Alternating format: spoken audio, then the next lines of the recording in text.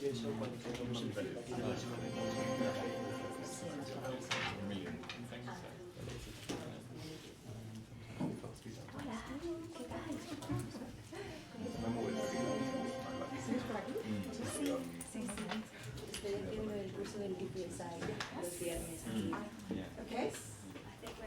Should I read? Yep. Yes, we can start. Wait a second, Tatan.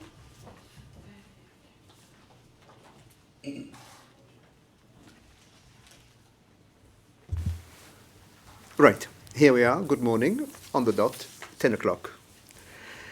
We now, honourable members, the next item on the debate is the Commission statement on tackling the rise in violent right-wing extremism. But I have a short message before we begin. I would like to take a moment to express my sympathies with the German police forces, the German people, and the German-Turkish community. The German police have confirmed that at least 9 people were murdered last week in the town of Hanau. These attacks appear to be racially motivated. The gunman had expressed extreme right-wing views in a letter of confession that he left behind him.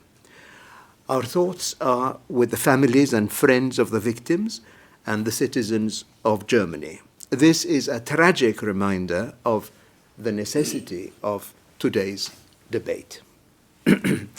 Good. I also remind you now, as housekeeping announcement, that it is possible to request blue cards using the standard registration and the electronic system. So both systems. Instructions are available at the entrance to the hemicycle. And let's start with our debate by giving the floor immediately to Commissioner Julian King.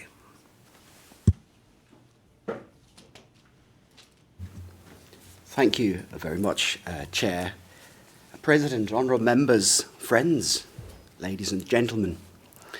It's an honour for me to be here today, and I'd like to extend my greetings to all of you as a representative of a dying, almost dead breed, a British commissioner at the European Union.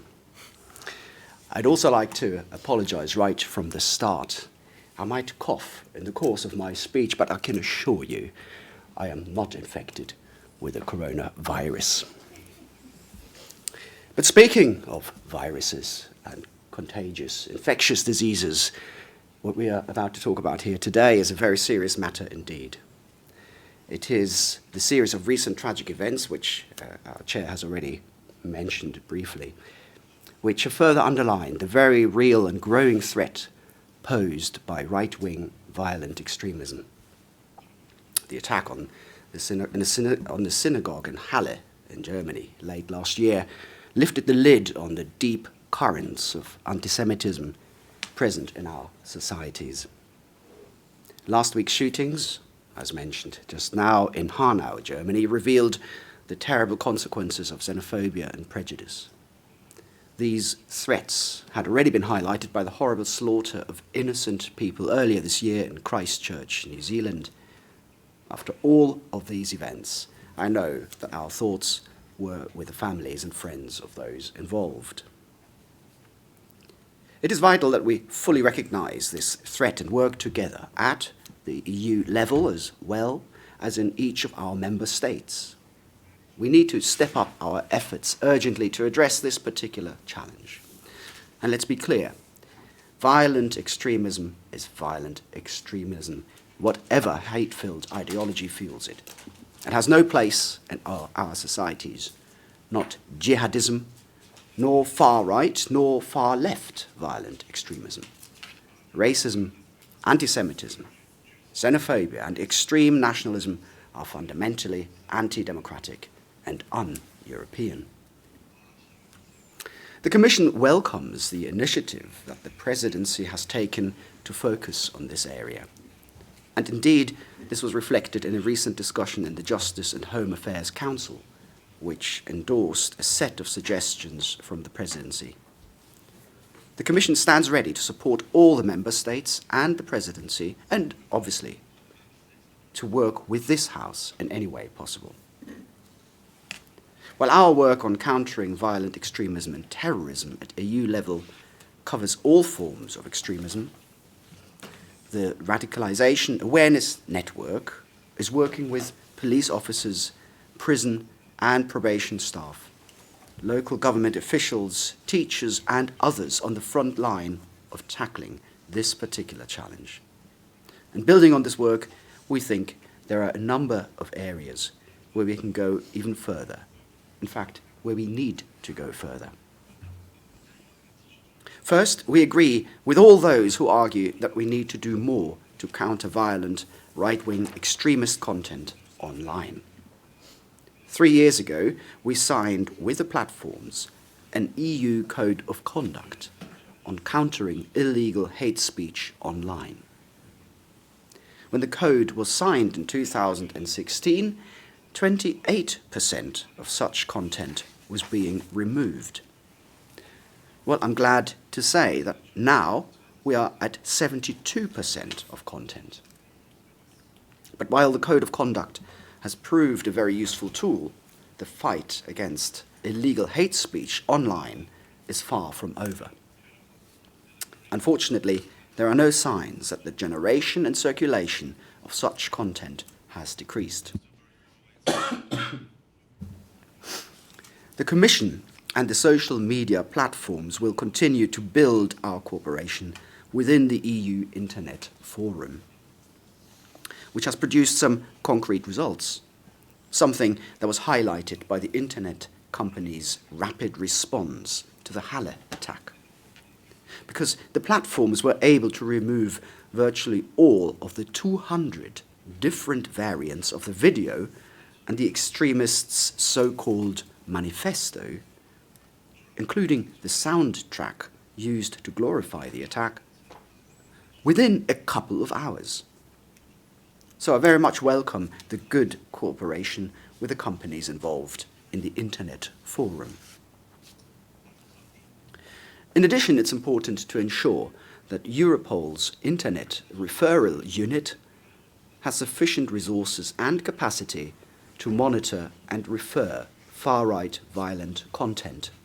And I know that this House will support that. Europol, in fact, is now working with more than 350 different social media platforms.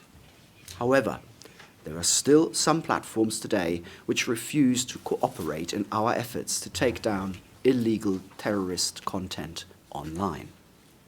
For me, that's one of the reasons why it's crucial that together, as co-legislators, we advance swiftly in the negotiations on the proposal for a regulation countering terrorist content online. We need to get this done. We need to crack down on this poison and help save lives. Let's put in place clear and effective measures to prevent the dissemination of illegal terrorist content while retaining full respect for fundamental rights and freedom of speech. Second, the Commission stands ready to provide further support to Member States in their efforts to tackle this particular challenge. The threat posed by violent right-wing extremism has featured prominently in the discussions on the 2020 strategic orientations for a coordinated EU approach to the prevention of radicalisation. Among other things, this includes helping local and national governments to develop their action plans to prevent right-wing violent extremism, including through exit and de-radicalisation programmes. The Commission will also continue to support local authorities and cities in their efforts to tackle radicalisation. As a follow-up to the Cities Against Radicalisation conference, which we organised together with the European Committee of the Regions earlier this year, the Commission is supporting a pilot group of interested cities in building a network focused on countering radicalization in our communities. Third, and this has also been stressed by member states in the Council, it's important to support our neighbours in their efforts to tackle violent extremism, particularly our partners in the Western Balkans. The Joint Action Plan on Counter-Terrorism for the Western Balkans, signed a year ago, covers counter-terrorism policy as well as prevention of all forms of radicalisation and violent extremism. To implement the Joint Action Plan, the Commission is putting in place a set of tailor-made arrangements with each of the Western Balkan partner countries, including actions for effective prevention and countering of all forms of violent extremism. Friends, I believe together we can stem the spread of this damaging, contagious virus of right-wing extremism. And we will continue to push forward our work in all of these areas in close cooperation with you and all our partners. Thank you very much. Right, thank you, Mr. King. As you say, you are not only the last British commissioner to be part of the European Commission, but you're also the last Commissioner for Security. Because in the new Commission, we do not have a Commissioner for Security unless we consider Mr. Janez Lenarčič from Slovenia to take your place. In a sense, he is the Commissioner for emergency response and coordination. In a sense, it covers the same problems as those of security in the European Union. But thank you again once more. And now we can start the debate with the members of the political groups. And I would start with the group of the European United Left, Nordic Green Left, Ms. Sira Rigo, who will speak to us. Ms. Rigo's speech is actually a recorded speech, so I would like the technicians to start the recording. Thank you.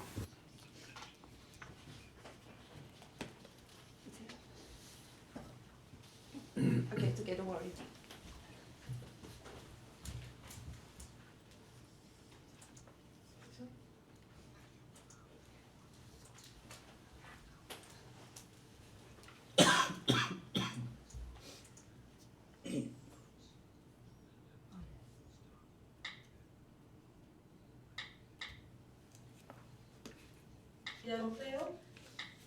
La Comisión Europea aclare a qué se refiere y de qué tenemos que protegerlo. El modo de vida europeo es dejar morir a miles de personas en el Mediterráneo, es financiar cárceles en Libia, es permitir que Marruecos siga asesinando a migrantes en su frontera. El nombre de la cartera desprende xenofobia y desprecia la diversidad de las sociedades europeas. La Comisión Europea cuenta con una nueva vicepresidencia con competencias en política de migración, que están en manos de margaritas chinas. Me explico mejor. En su carta a Chinas, Ursula von der Leyen, la presidenta de la Comisión Europea, y la cito directamente, le encarga que asuma un papel de coordinación a la hora de mejorar la integración de migrantes y refugiados en la sociedad, y que supervise el desarrollo del nuevo pacto de migración y asilo. También le pide colaborar más estrechamente en el ámbito de la seguridad, en particular en lo que respecta a las amenazas nuevas y emergentes que trascienden las fronteras. Lo que a mí personalmente y a mi partido nos escandaliza es que con esta expresión la Comisión adopta la retórica propia de la ultraderecha, que tiene entre sus pilares el discurso que reivindica la protección de los presuntos valores autóctonos y presenta la inmigración como una amenaza a estos. Todo esto solo alimentará las dinámicas xenófobas en Europa. Permítame decir que me parece una señal bastante negativa vincular la gestión de la inmigración a los valores europeos. Sutilmente, parece que nos indican que la inmigración va en contra de esos supuestos valores. Es una señal bastante negativa asociar ese nombre de la nueva cartera de la Comisión con las competencias que teóricamente tiene. La vinculación de la migración con la seguridad en la cartera del comisario para la protección de nuestro modo de vida europeo puede enviar un mensaje preocupante. La gente que ha emigrado ha contribuido al estilo de vida europeo a lo largo de su historia. Y no proteger un supuesto estilo de vida europeo pretende criminalizar y estigmatizar a las personas migrantes y refugiadas. Fíjense que solo en los primeros 7 meses del año 2019, más de 1000 personas han perdido la vida en el Mediterráneo, mientras trataban de llegar a Europa. 1000 personas, 1000 muertos. Muertes que tienen responsables las políticas racistas de la Unión Europea, esas que votan algunos aquí mismo desde sus escaños. Hacemos resoluciones que han cometido los hechos para poner fin a los daños del Partido Laborista y para impedir una deconstrucción de la cultura noruega a causa de la emigración en masa de los musulmanes. Señoras y señores, el odio no nos sirve de nada, solo nos pone en estado de vulnerabilidad a Europa entera. Y como políticos a servicio del pueblo, no podemos permitirnos de enviar mensajes equivocados. Más allá de esos episodios extremos y tan violentos, las personas corren el riesgo de identificar el enemigo allí donde no hay. Para nosotros, es imperativo hablar de qué lado ese Parlamento estará en los próximos años. ¿Seguir al lado de las lobbies de las empresas y de las multinacionales? ¿Estará al lado de la Europa de la división y de los muros que siguen alimentando un monstruo que es el neofascismo? ¿O estará finalmente al lado de las personas, de los trabajadores y de los derechos humanos?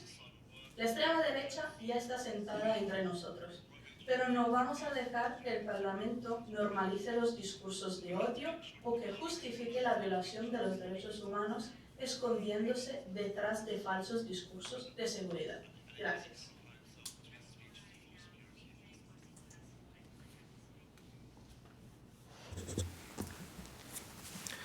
Thank you. If you write anything on your computer, you need. Yes, thank you. I was saying, Ms. Rigo. 1 second.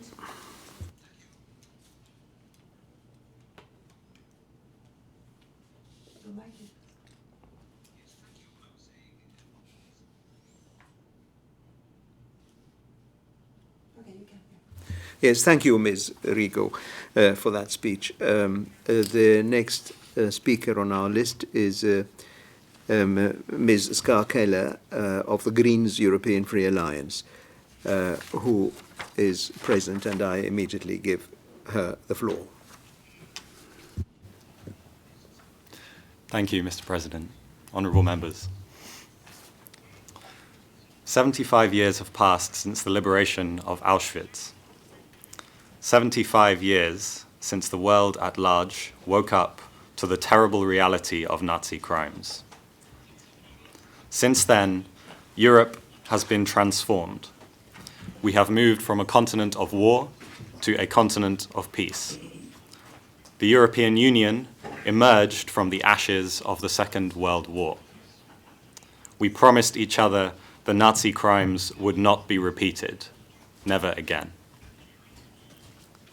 Anti-Semitism has been pushed to the margins of European life. For many decades, most Jewish Europeans could live their lives without fear of anti-Semitic abuse or violence. Discrimination based on race, ethnicity, or religion, including anti-Semitism, is now prohibited by our Charter of Fundamental Rights. This is a crowning achievement in the history of political cooperation. But anti-Semitism never completely disappeared. It survived in small, extremist political groups across the continent. Recently, it has begun to return to the mainstream. Research carried out by the Fundamental Rights Agency shows that most Jews across Europe feel anti-Semitism has increased in their country in the last 5 years. Almost 40% say they have experienced anti-Semitic harassment at some point in that period. Several countries have seen a sharp increase in the number of reported hate crimes against Jews. Even these figures, though, are certainly underestimates. The majority of anti-Semitic incidents do not get reported to the police. It has become frighteningly common for Jews to be targeted by abuse on the street. Violence against Jewish people and property has become more frequent. As we are all aware, attacks on Jewish shops and synagogues have had tragic results. Some of this new wave of anti-Semitism is taking place online. We've all heard the news about what goes on in the dark corners of the internet. Anti-Semitic threats and abuse on social media have become commonplace. In the UK, for example, reports show a 50% rise in online incidents of anti-Semitism in the last year alone. Many of these were related to arguments over the Labour Party, an issue specific to the UK. But even in this context, the same old anti-Semitic tropes have reappeared. Even after many decades of progress, the old stereotypes are still with us. Across Europe, Jews are accused of controlling the global economy, undermining national unity, and exaggerating or making up the horrors of the Holocaust.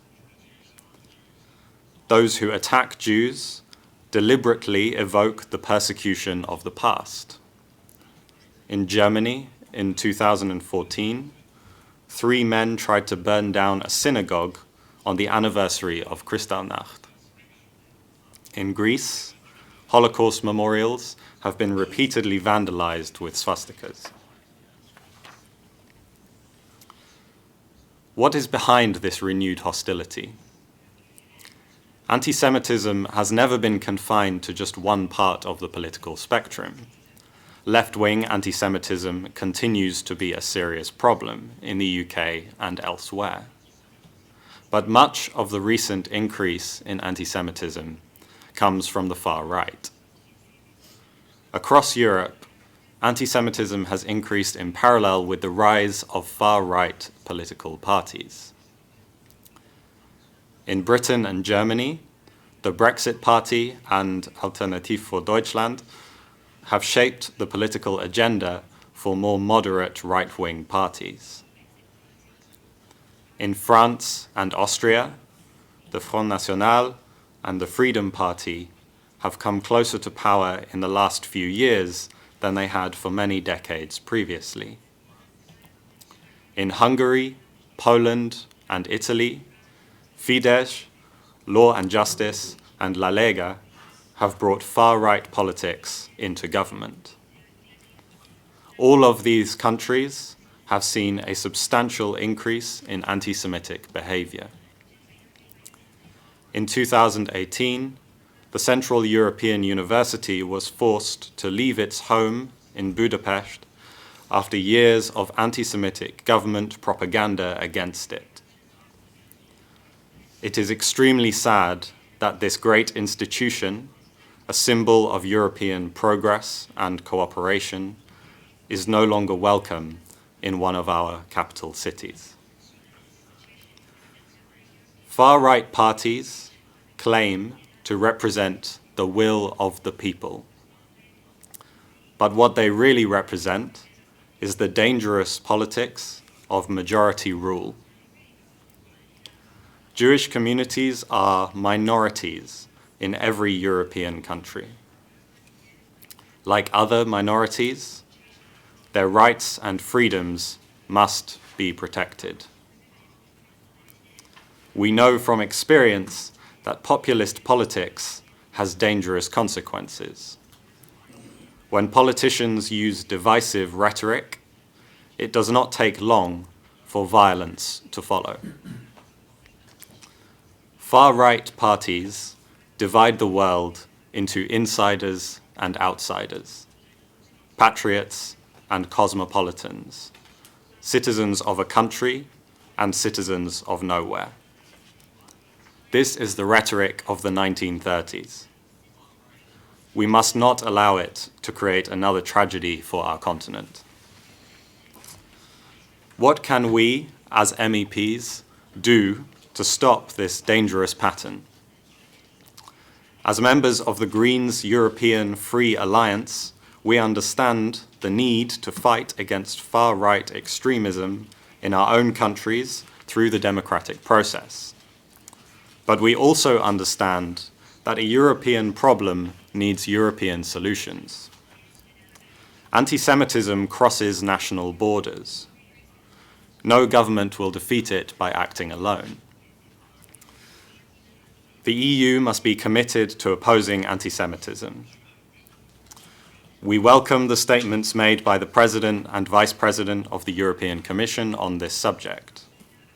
We also welcome the adoption of the Council Declaration on combating anti-Semitism. Our governments must develop a shared approach to protect Jewish communities and institutions in Europe. For example, the epidemic of hate speech on social media requires a harmonized response. The EU must put pressure on major technology companies like Facebook and Google to address the problem immediately and decisively. Progress has already been made in this area. As the Commissioner for the Security Union told us, in 2016, only 28% of reported hate speech was removed from social media. The figure is now over 70%. We hope it will continue to rise. No one should be subjected to anti-Semitism or any other form of hate speech online. Abuse on social media causes fear and deep distress. It fuels discrimination and persecution in everyday life. In order to fully understand the nature of the anti-Semitic threat, the EU must open a dialogue with Jewish communities and organizations across the continent. Jewish Europeans are valued members of our union. Their voices must be heard and their concerns must be addressed. Recent surveys show that most Jews believe their government's efforts to deal with anti-Semitism are not effective. The EU must offer clear leadership on this issue. We cannot allow far-right parties to dominate public discussions about citizenship, patriotism, and the rights of minorities. We are a progressive union. We must stand up for progressive values. The old myths and conspiracy theories must be challenged. The rights of Jewish Europeans to live in peace and prosperity must be defended. When we say never again, we must mean it, and that means taking action. If we do not, the far right will reverse the progress we have made. If we do not wake up to this problem now, we will sleepwalk back into the nightmares of history.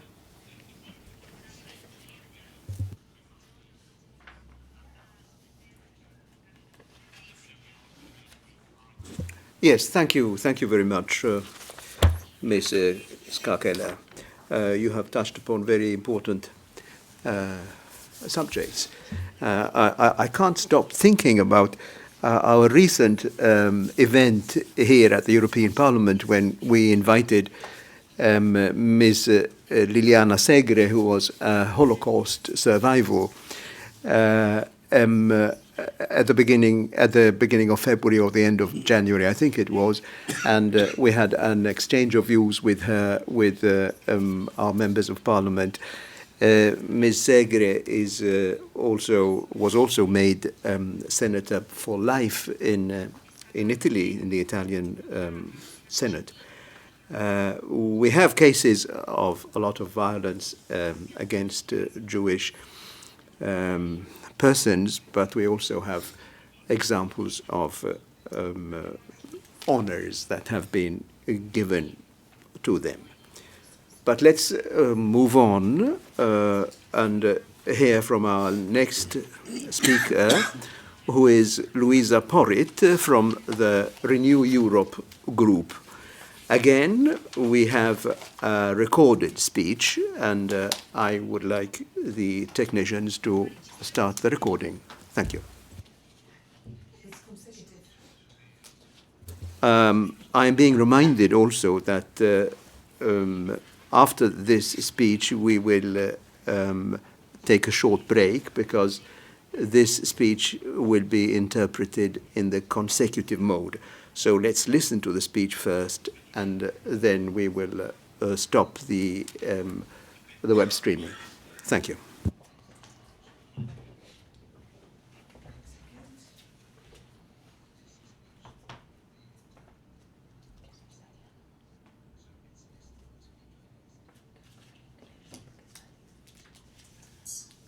I'd like to start by offering my deepest condolences and extending my unwavering solidarity to the people of Hanau, especially to those who were directly affected by this cruel and bloodthirsty act. I'm angry. I'm beyond angry.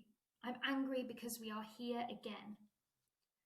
On Armistice Day every year, we remember the suffering of those who were involved in wars mostly fueled by the far right.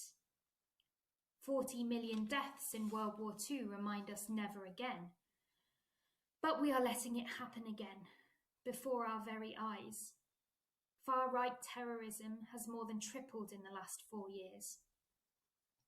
This, I believe, has a lot to do with the politicians and press who have allowed far-right extremist rhetoric to creep into our mainstream.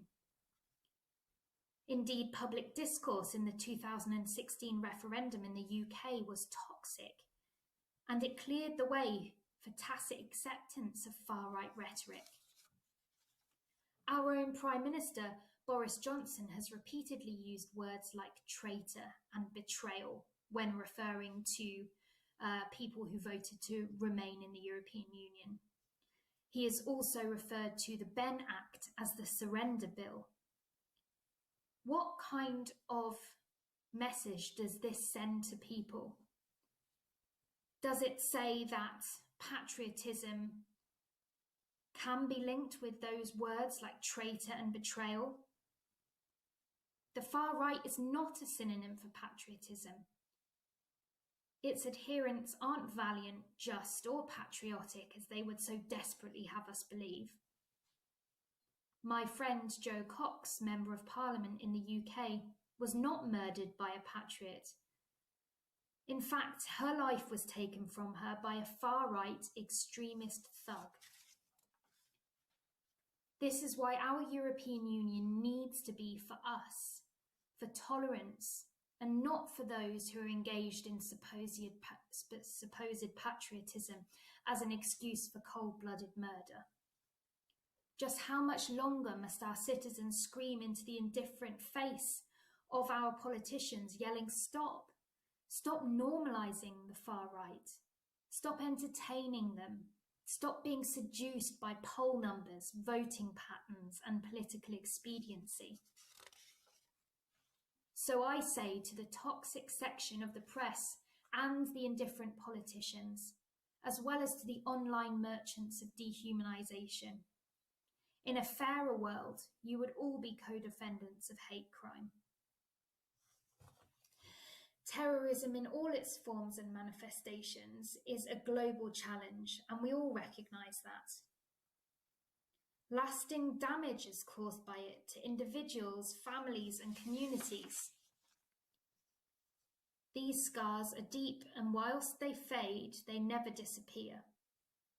So we as fellow human beings have a responsibility to defend the rights of our brothers and sisters, to defend our common humanity against the forces of hate.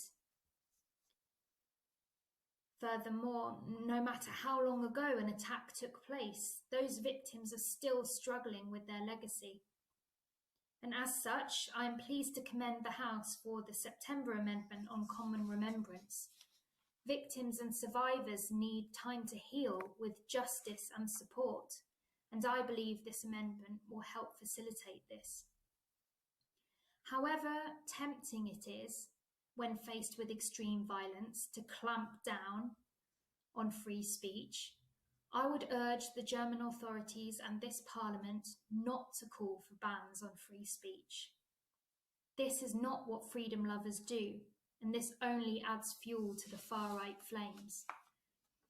Instead, I would like to support the 1,000 plus people who have shown great resilience, courage and spirit, who have forged global alliances, addressed and countered false narratives propagated by far-right extremists, who have raised their voices against the threat of this terror and the absence of justice. We need a long-term, multifaceted solution, working together with our partners and governments and civil society to help victims and survivors heal, recover, rebuild their lives and help others.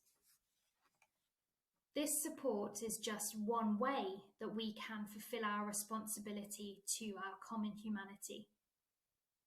Additionally, we need to listen to these people because they are the ones that we can learn so much from. Crucially, we must also remember. Though these acts of remembrance need not be placid or performatory affairs, rather they should strengthen our tolerance and renew our solidarity. This is what Joe would have been calling for: love and compassion.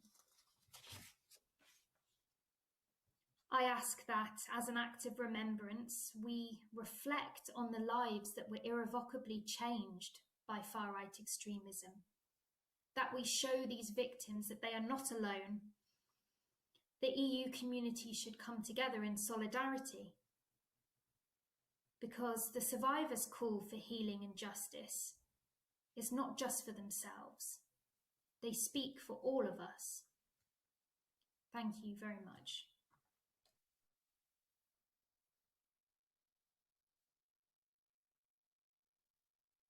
Yes, thank you.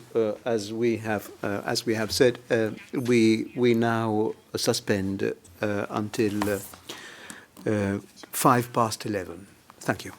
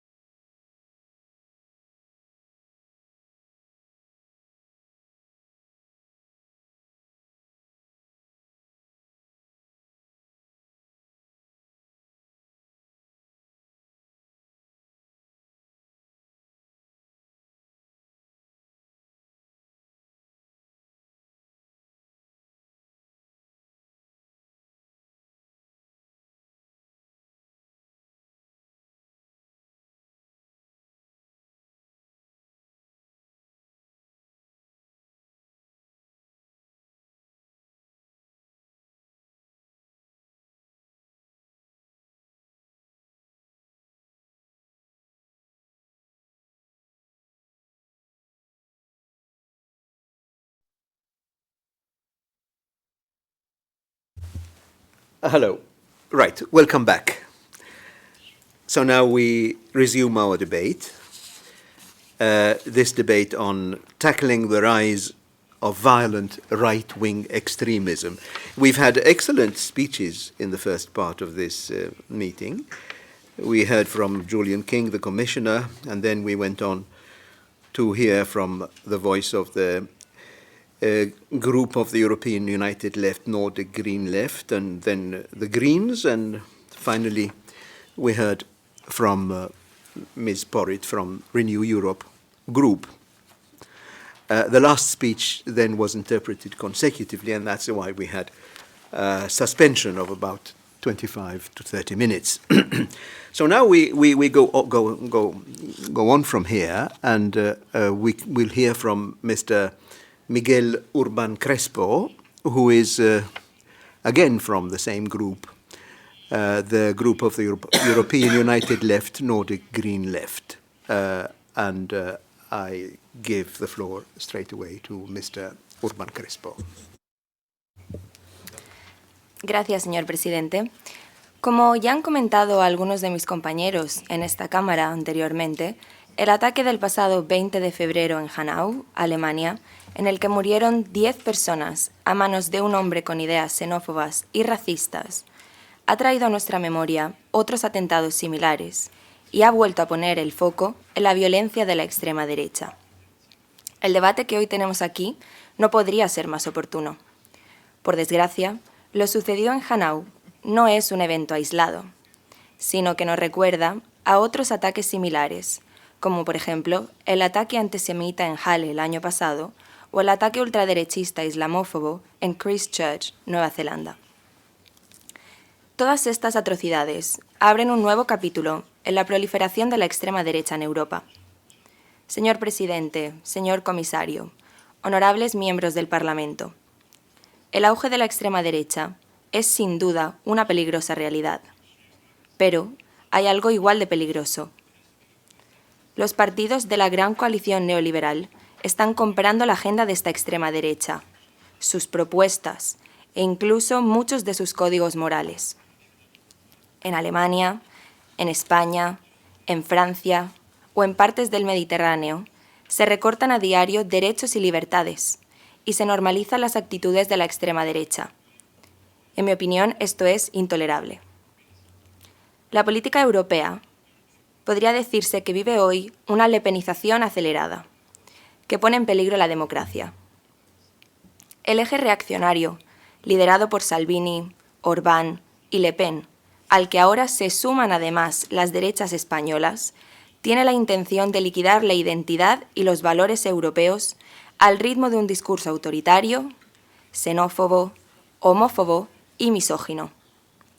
Señor presidente, quisiera reiterar que la violencia de la extrema derecha no es para nada el resultado de un exaltado puntual, por mucho que algunos se empeñen en decirlo aquí. Parece que hemos estado dormidos durante años. El racismo, el antisemitismo, la misoginia nunca han llegado a desaparecer del todo de nuestras sociedades. Y lo que vemos ahora es de hecho el resultado de un fracaso en la implementación de una política eficaz. Es el resultado de que políticos de partidos mayoritarios hayan y sigan adoptando la retórica discriminatoria de partidos de extrema derecha. Tal como ya comentaba mi compañera Sira Rego, pensamos que existe una clara relación entre esa continua normalización de discursos de odio que se encarga de criminalizar a migrantes y que justifican la violencia contra las mujeres o contra las personas LGTBI y el aumento de ataques ultraderechistas que desafortunadamente sacuden nuestras calles con más y más frecuencia. Por ejemplo, en agosto de 2018, el entonces aspirante a primer ministro Boris Johnson bromeaba en un artículo de The Telegraph comparando a las mujeres musulmanes que usan burka con buzones. Una semana después de estos comentarios, Tell Mama, una organización que registra incidentes de odio hacia musulmanes y musulmanas, informó que los ataques contra las mujeres musulmanas habían aumentado en un 375%. Más ejemplos. En Italia, un hombre dispara desde el balcón de su casa una bala de aire comprimido y hiere en la espalda a un bebé que va en brazos de su madre, ambas de etnia gitana. Unas semanas antes, un joven marroquí de 43 años muere de una paliza a manos de 2 italianos cerca de Roma. En Alemania, un miembro del Partido Nacional Demócrata es condenado a 8 años de cárcel por quemar un pabellón deportivo que cobijaba miles de inmigrantes. En Hungría, continúan las detenciones sistemáticas y arbitrarias ilegales de solicitantes de asilo en centros de detención. Y podría seguir, porque desafortunadamente la lista es muy larga. Hemos sido testigos de cómo algunos partidos de ultraderecha europeos, pero también, y esto es importante, partidos de derechas, han defendido con vehemencia la instauración de políticas xenófobas, como por ejemplo la construcción de la Europa fortaleza, o la ampliación de misiones policiales en el norte de África, el Sahel y los Balcanes, para acabar con las rutas de inmigración hacia Europa. Incluso, hemos visto cómo la propia presidenta de la Comisión Europea ha creado una nueva vicepresidencia, conocida como promoción de nuestro modo de vida europeo. En nuestra opinión, una cartera que, a pesar del reciente cambio de nombre, no deja de ser racismo disfrazado de europeísmo y tradición, nada más. En Europa, el término de estilo de vida europeo siempre ha estado asociado a los argumentos utilizados entre la extrema derecha para reclamar que los migrantes adopten nuestras costumbres, las costumbres occidentales. Y por si eso fuera poco, ya en julio, la propia presidenta de la Comisión Europea afirmaba lo siguiente, y cito textualmente: «Toda persona que se encuentre en la Unión tiene derecho a sentirse segura en la calle y también en su propio hogar. A la hora de proteger a nuestros ciudadanos, no podemos prescindir de ningún medio. Debemos mejorar nuestra seguridad transfronteriza y una pieza fundamental en esta ambición es el refuerzo de la Agencia Europea de la Guardia de Fronteras y Costas». Pues bien, si analizamos con atención la cita, no es difícil distinguir 3 argumentos principales. El primero, el derecho de las personas a sentirse seguras en su propio hogar. El segundo, aumentar la seguridad transfronteriza. Y el tercero, promover el estilo de vida y los valores europeos. 3 argumentos que podemos ver fácilmente que encajan con el lema Porti Chiusi del ultraderechista Matteo Salvini. El discurso neofascista, racista, homófobo y machista se expande. Cada vez son más los países europeos con representación de formaciones de ultraderecha en sus parlamentos. Hungría, Polonia, Francia, Alemania, Finlandia e incluso me temo España son ejemplos del creciente ascenso de la extrema derecha en Europa. Y lo peor es que en cada elección la extrema derecha obtiene una mayor representación. Si examinamos las cifras detenidamente, comprobaremos que este tipo de partidos no tenía representación parlamentaria desde antes de la Segunda Guerra Mundial. Sin embargo, hoy en día, el discurso nacionalista de la ultraderecha está presente en 17 parlamentos de la Unión Europea y agrupa el 22% del Parlamento Europeo. Señor presidente, nos enfrentamos a una crisis existencial.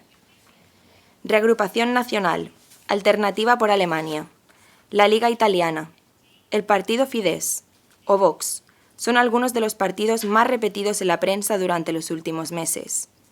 Y aunque presentan algunas diferencias, sus idearios tienen muchos rasgos comunes.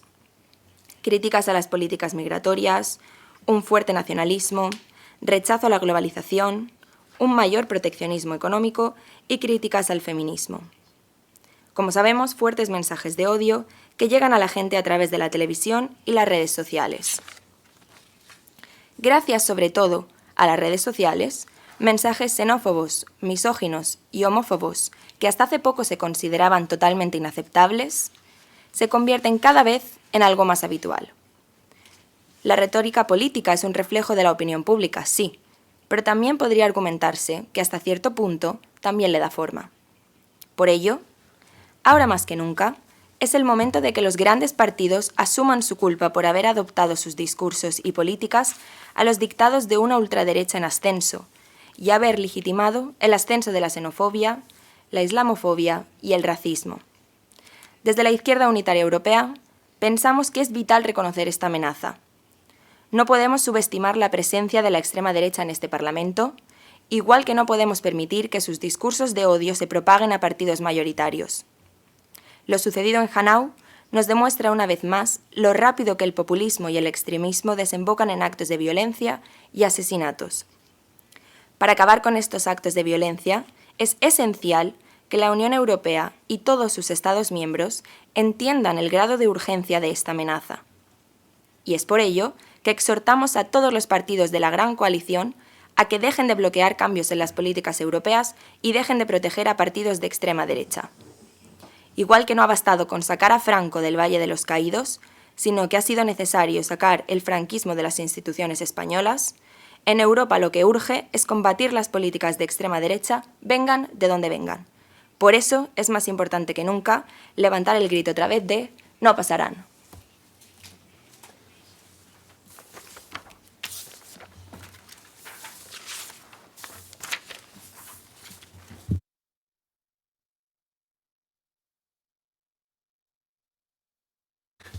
Yes, thank you very much, Mr. Urban Crespo. I see that there is a blue card question for you, if you accept it. Would you like to accept it? Sí, la acepto.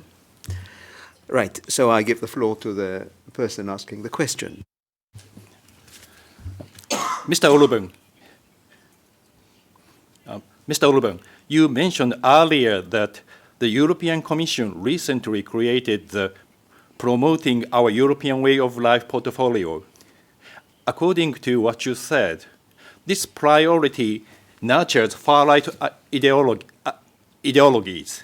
My question now is whether you have a feasible and specific proposal to tackle these serious issues of extremism, or will you just yell, "They shall not pass"? Thank you. Yes, thank you for the question. You have the floor for the answer. 30 seconds. En primer lugar, no creo que sea inteligente menospreciar un grito de guerra tan importante como fue y lo sigue siendo el no pasarán. Un eco muy claro a la lucha contra el fascismo durante la Guerra Civil Española. Y si quiere, lo digo otra vez, no pasarán. Le aconsejo, además, que si no sabe de lo que le estoy hablando, lea un poco más de historia española. Y en segundo lugar, sí tengo una propuesta clara. Que los partidos neoliberales dejen de una vez de apropiarse de los discursos de la extrema derecha solo para ganar un puñado de votos. Porque, honorables miembros del Parlamento, normalizar estos discursos de odio es lo que ha abierto las puertas de par en par al fascismo. You see, 30 seconds was more than enough to answer that. That is the rule, the regulation of the European Parliament is that the blue card questions are questions of 30 seconds and the answers same duration. We have another question, another blue card question. No, we don't. I thought I had seen the blue card put up, but it was a mistake on my part. I apologize. Right, so now we move on to the next speaker, who is Roberta Metsola from the European People's Party. Roberta Metsola is a very important Maltese MEP.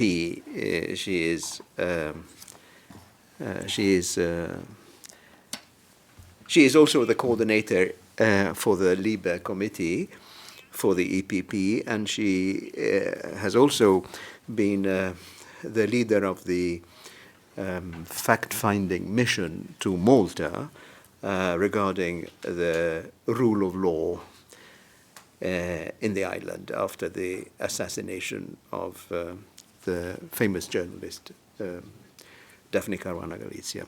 But you can hear from Roberta herself. I give you the floor. Thank you very much, Chair.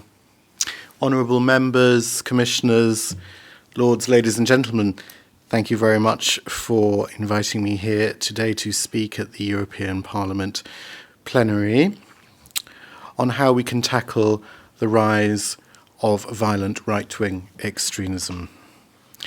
Now, the angle that I shall be taking today is to look at the role of the internet and how the internet itself and social media platforms are shaping, influencing, and very much impacting upon the way that terrorism and far-right behaviour is affecting all kinds of societies and all kinds of democracies. I want to start off with an example. I'm sure you've all heard of the famous Brenton Tarrant. I say famous, maybe I should say infamous. He was an attacker who killed many people in Christchurch, New Zealand. This in and of itself was very disturbing, but what was even more disturbing was that his crimes were announced on social media, they were discussed on social media, and they were even live streamed on Facebook as they happened. We cannot ignore this internet aspect to this heinous crime. After this incident of horrendous proportions, many people started to discuss the role of the internet and what kind of effect it was having on far-right behaviour, extreme behaviour. And there are lots of aspects to consider. Many people believe that the internet shapes the radicalisation of people who are interested in those kinds of belief systems in the first place. There are areas of the internet called the dark web, dark recesses of the internet that many people are not aware of, that many people do not stumble across. These chat platforms, these messaging sites, these sharing of videos link people together. They can help radicalize people. They can help enforce ideologies, dangerous ideologies, and reinforce their sense of their own belief and the sense that they hold views that are acceptable. And this is one step along the path of leading to extreme crimes. Through the reinforcement of social messages through the internet, these people believe more and more strongly in the views that they hold, and this gives them the impetus to act on that. It gives them the motivation to carry out such extreme atrocities. Some research was done at Griffith University, and the role of the internet has been put forward as one of the key factors in taking this rhetoric and the discourse that extremists have and turning those words into action. The Australian Prime Minister, Scott Morrison, believes that such internet platforms must be held responsible for the way that they bring these views together. I will come to that a little bit later on. Yes, these are platforms which enable the facilitating of ideas, the sharing of ideas, but we do need to question that, and I will look at that part at the end of my speech. I want to reiterate the idea that when people start exchanging dangerous ideologies, it reinforces their sense of self-worth and their sense of self-identity. It is a form of validation that the internet gives extremists. There was a form of social connectedness through messaging each other on the internet. And when one person has a dangerous idea and another person has a dangerous idea, when you bring those together, then it becomes even more powerful, and as a result, even more dangerous. The image of an echo chamber has been put forward, and let me explain this image a little bit to you. If you imagine a room, the internet is this room, and you put forward your idea into this room, if you're only getting that same idea bounced back to you like an echo, well then that just serves to reinforce these dangerous beliefs. It can lead to dangerous fixations, dangerous obsessions, and ultimately dangerous acts. On a psychological level, when the dangerous sharing of ideas is reinforced, that also reinforces neural pathways within the brains and within the mindsets of extremists. Now, I mentioned a lot of this happens on the dark web. Such platforms are called 8chan. You may have heard of that. That's a particularly well-known one. But I'd like to question this, because you can go on everyday platforms such as YouTube or Twitter or Facebook and still find extreme views there. You can still find what we might call incitement to hatred on everyday uses of social media, and that really needs to be looked at as well. It's very easy to say these dark things happen on a secretive, distant part of the internet, and therefore it's not impacting so much on our lives. But no, it's impacting on all areas of the internet. For example, there are two examples coming out of Australia. There's a group called Reclaim Australia that has over 63,000 Facebook subscribers. And there's another group called United Patriots that has over 27,000 subscribers. And these are groups that come together to share their radical and far-right ideas online. Now, I want to return to this idea that Scott Morrison, the Australian Prime Minister, has put forward. He says that social media companies carry social responsibilities. And there are two sides to this argument. On Scott Morrison's side, he believes very much that the platforms within the internet need to exercise some control, some restraint, and some might argue a degree of censorship as to how these platforms are used to share messages. And there are lots of reasons why. If you are spreading incitement to hatred, if you are spreading prejudice, if you are spreading intolerance, this internet role serves as a vehicle for spreading those ideologies further. But, and I think this is an important but, we have to question the other side, that is that just a vehicle in and of itself? And it's just a conduit. The real problem lies with the people who hold these views. And in that sense, are we just shooting the messenger? Technology always advances, and technology can be used for good or for bad. Many negative things were said about the printing press, or telephones, or other advances in technology.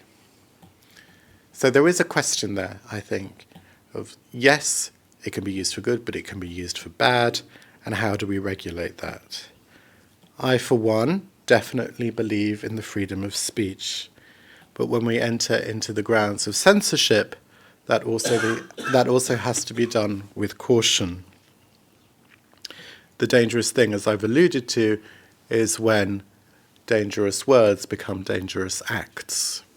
People are free to hold whichever ideas they believe. To a certain extent, they are free to discuss those ideas. But there are very differing steps that then go on to that incitement to hatred, incitement to violence, and whether the internet actually encourages that or causes that is still to be debated. We have to be aware of those aspects. I'd like to finish by retouching on the psychological aspect of what this internet communication can lead to.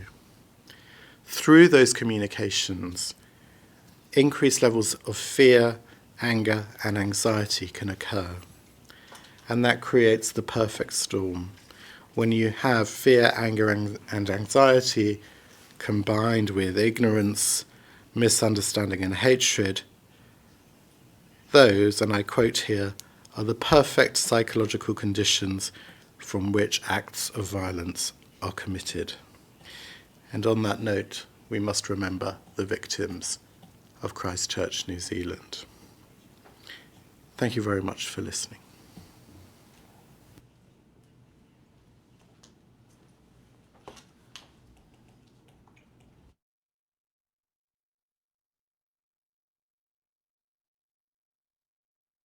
Yes, thank you very much, Ms. Metsola. But I see that we have a blue card for you, or another blue card. Would you like to accept it? I'm not prepared to accept any questions today. Thank you. Okay, that is quite perfectly acceptable. It is the right of any speaker to accept or refuse blue card questions.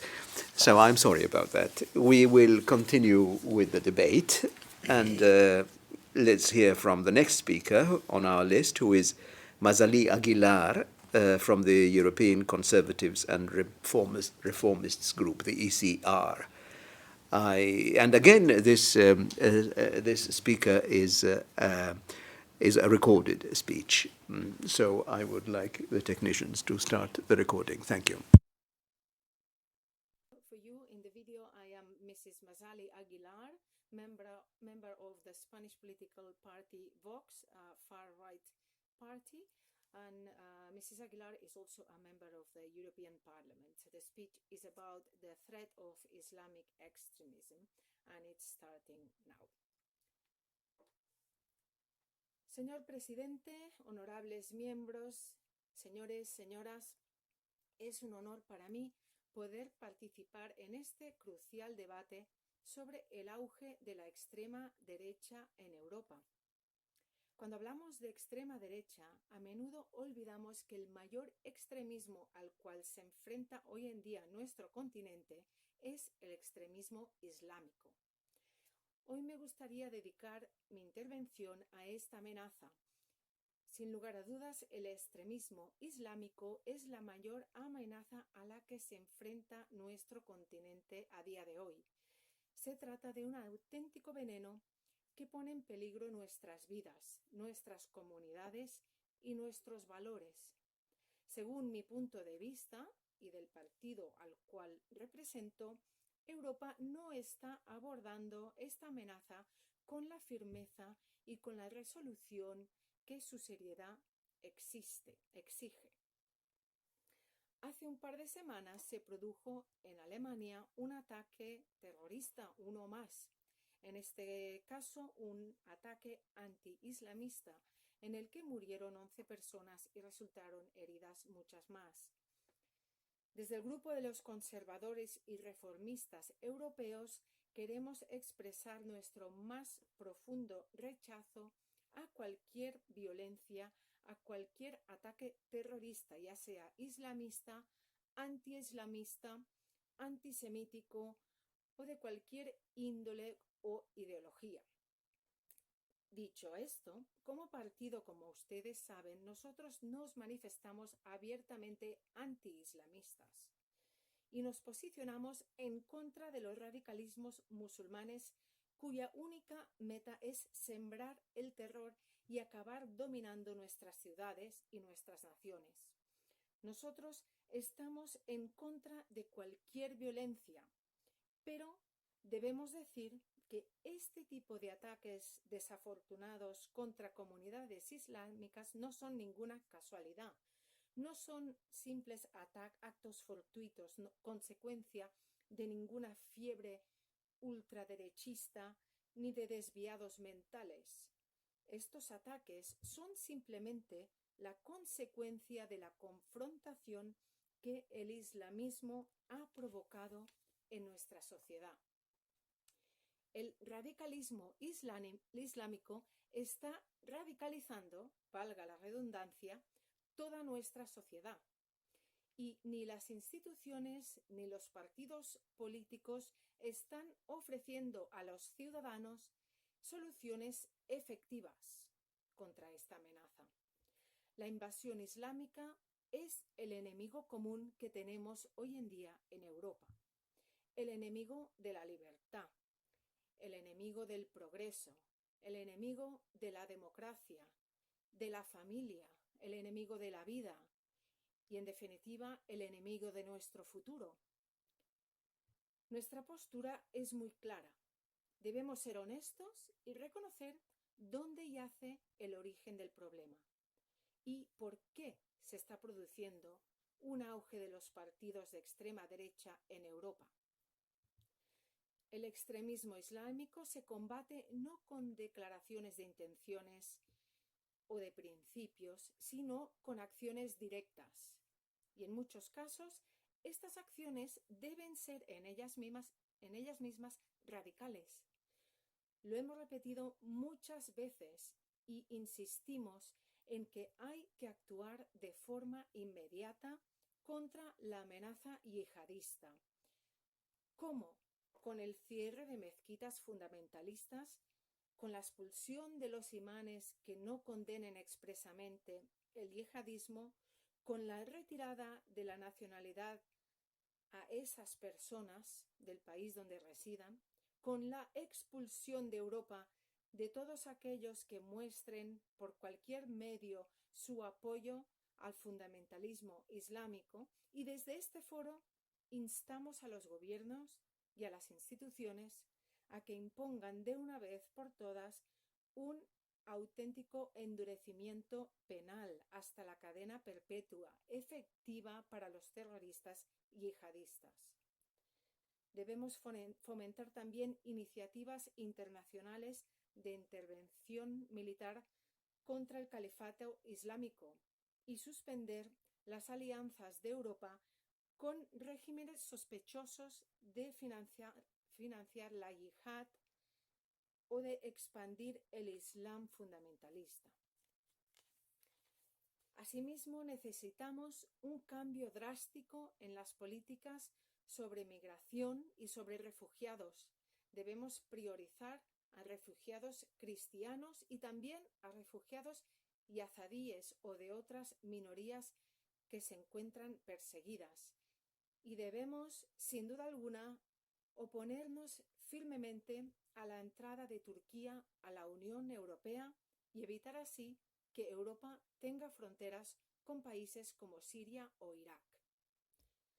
Repito, debemos actuar y debemos hacerlo ahora. Es nuestro deber desde esta tribuna, en representación de todos esos ciudadanos que nos han votado, promover una Europa con valores occidentales, una Europa cristiana, una Europa que luche contra la imposición de esas ideologías islamistas, una Europa sustentada en los valores de la familia. En definitiva, una Europa que no se deje dominar por invasores, por esa gente que ha venido a destruir nuestros valores y nuestras comunidades. No podemos continuar permitiendo que nuestros hijos tengan que comer carne halal en el colegio, mientras que al mismo tiempo se les deniega el derecho a un programa de estudios basado en los valores católicos, los nuestros, los de toda la vida. Se habla de partidos como el nuestro como amenaza ultraderechista. Nosotros no somos la amenaza. Nosotros, y como nosotros, otros partidos afines que cada vez, por suerte, van ganando más votos en países como Alemania, Holanda, Polonia, Francia, Austria. Nosotros somos la solución y estamos aquí dispuestos a luchar conjuntamente para poner fin a la invasión de inmigrantes musulmanes que amenaza a nuestras comunidades. Para terminar, solo quiero hacer de nuevo un llamamiento para que desde esta institución, desde esta tribuna, trabajemos de forma conjunta. Debemos estar unidos contra el enemigo islamista, ya que solo así podremos obtener resultados. Y como he dicho antes, la victoria en esta lucha no la vamos a conseguir lamentándonos o encendiendo velas cada vez que se produzca un ataque terrorista, sino cambiando las políticas y actuando de manera firme. Solo así podremos hacer frente a esta amenaza y aprovecho para recordar a aquellos que desean aniquilarnos que nuestro continente, Europa, no está a la venta. Gracias, señor presidente.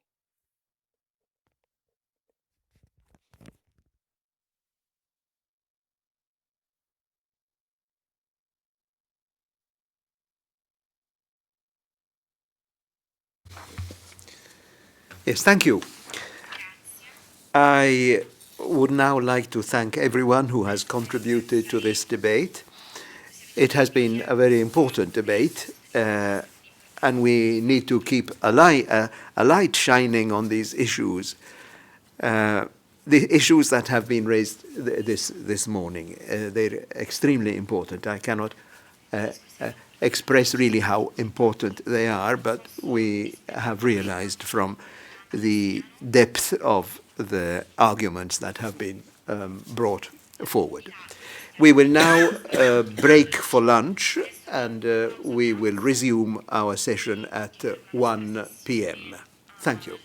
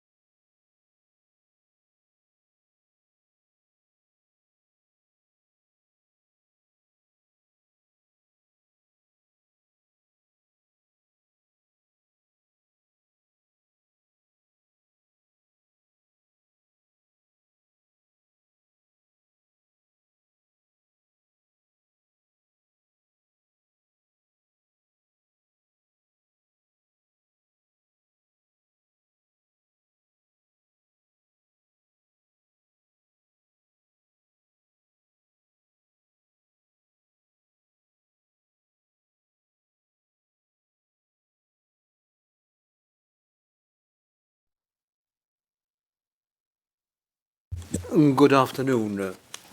We are here to resume our debate, honourable members. And just to remind you, the debate is about how to control far-right extremism.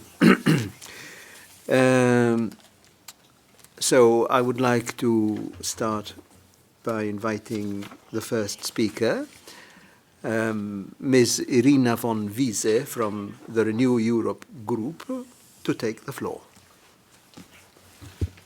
Thank you, Mr. President and honorable members. Our debate this afternoon is very timely. We all know that discrimination is one of the scourges of our society, and our continent has witnessed some of its most devastating consequences firsthand. We are shocked when extreme violence hits our front pages and television screens. Many of us cling to the idea that times have changed, that such targeted violence is a thing of the past. But we all know that the problem is far more widespread than we would care to admit. Ethnic and religious minorities, Jews and Muslims, most obviously, are facing discrimination, harassment and violence, and there are many reasons to believe this is getting worse. Today, we have discussed the threats of anti-Semitism in particular.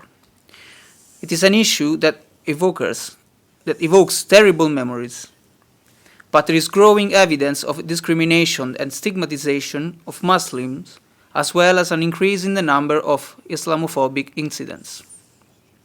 In France, a 53% increase in individual attacks against Muslims was registered in 2014 compared to 2012.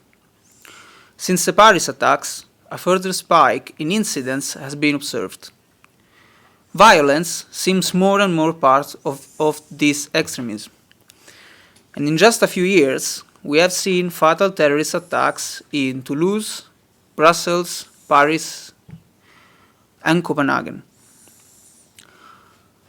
But what have we learned from these incidents? The shootings last week in Hanau should have not happened. It is time we woke up to the reality that there is no such thing as casual Islamophobia or casual anti-Semitism. Such trends are fundamentally contrary to the traditions and values which have made Europe the society it is today. When negative stereotypes are fueled in the media, in political rhetoric, in public rallies, those responsible are directly challenging the traditions of pluralism, inclusion, and tolerance that lie at the heart of Europe and of the European project. The fundamental values of freedom, diversity, and respect for the equal dignity of all individuals cannot be compromised. I commend the efforts that this place, the European Parliament, makes in ensuring that incitement to hatred pronounced by its member is taken seriously and addressed. Public condemnation of racism and xenophobia by the authorities, political parties, and civil society contributes to acknowledging that the seriousness of this phenomena and actively fighting against racist and xenophobic speech and behavior. Yet, we, as a community, are failing to tackle the very real threat of violence. It is a cause of deep concern that in some member states, in governments, those responsible for investigating and mitigating threats are now in the hands of extremists. I was horrified to learn that, upon joining the government, ministers for Austria's Freedom Party demanded that the names of informants who had infiltrated the far-right scene. Armed police then confiscated intelligence files with highly sensitive information, including from allied nations. How can we protect against the far-right threat when intelligence gathering is controlled by the far-right itself? How can intelligence agencies defend their agents from members of their own government? How can non-extremist governments safely share information given such breaches of trust? Far-right groups operate across borders. Our approach needs to be equally international. The sharing of intelligence is therefore of essence. But the United States has already admitted that it has started excluding Austria from certain intelligence sharing. They are wary of the far right's extensive international network, and especially its sympathies towards Russia. No intelligence service wants to hand information to the very people they are trying to monitor. The Christchurch attack has brought all this home. The extremists who killed 51 Muslims in Christchurch had donated money to Austria's far-right youth movement. How can any government that includes members of the Freedom Party be trusted to investigate these links? What's more, the network of trusted intelligence partners within the EU seems to be shrinking. Not only are the more extremist parties in power across Europe, but there are serious questions about EU-British cooperation in fighting terrorism and crime after Brexit. Now, more than ever, we need strong links to tackle threats and extend beyond national borders. Britain has had its share of far-right activity. The current political climate fosters discriminatory views. Our Conservative government has openly acknowledged the connection between far-right support and Brexit. One minister went as far as to argue that delaying or stopping Brexit would open the door to extremist intolerant forces. The politically motivated murder of politician Joe Cox in 2016 was a tragic reminder of the devastating consequences of such ideas. Her killer's internet history contained researches for far-right politicians, the Ku Klux Klan, and Nazi material. Any limitations on intelligence sharing to monitor the activities of such people across Europe could have devastating consequences for Britain and the European Union member states. We cannot rely on the United States for information. America is now an unreliable ally, especially given the questionable background and loyalties of the new acting head of US intelligence, Richard Grenell. So Europe must therefore find its own solutions. We must recognize the strengths and weaknesses of Europe-wide measures. Our intelligence agencies will only work together if they can trust each other and feel confident enough to share information. They cannot be forced to cooperate. That is why close bilateral partnerships are essential. It is the only way to ensure that far-right actors cannot undermine European intelligence. Such relationships help to build trust, but can also be responsive to political changes, such as handovers of power to far-right governments. Yet, Europe-wide forums do have a role to play. One such example is the Helsinki European Centre of Excellence for Countering Hybrid Threats, which is helping to explore and face online threats. There is no denying that the far-right threat is amplified by the Russian internet. Both spread disinformation, whipping up xenophobia, Islamophobia, and other forms of discrimination. That is why coordinated efforts to tackle online threats are essential at European level. We can also find the Achilles heel of extremist groups by targeting their funding through cooperation and money laundering. But finally, European politicians must start taking responsibility for their actions. We cannot afford to peddle idle stereotypes about Muslims or migrants.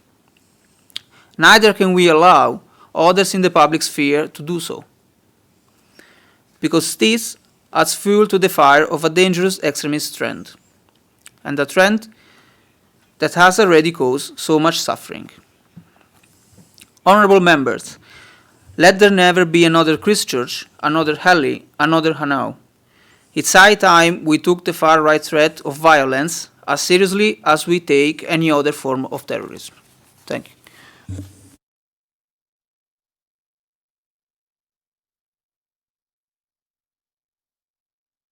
Thank you very much, Ms. von Weise.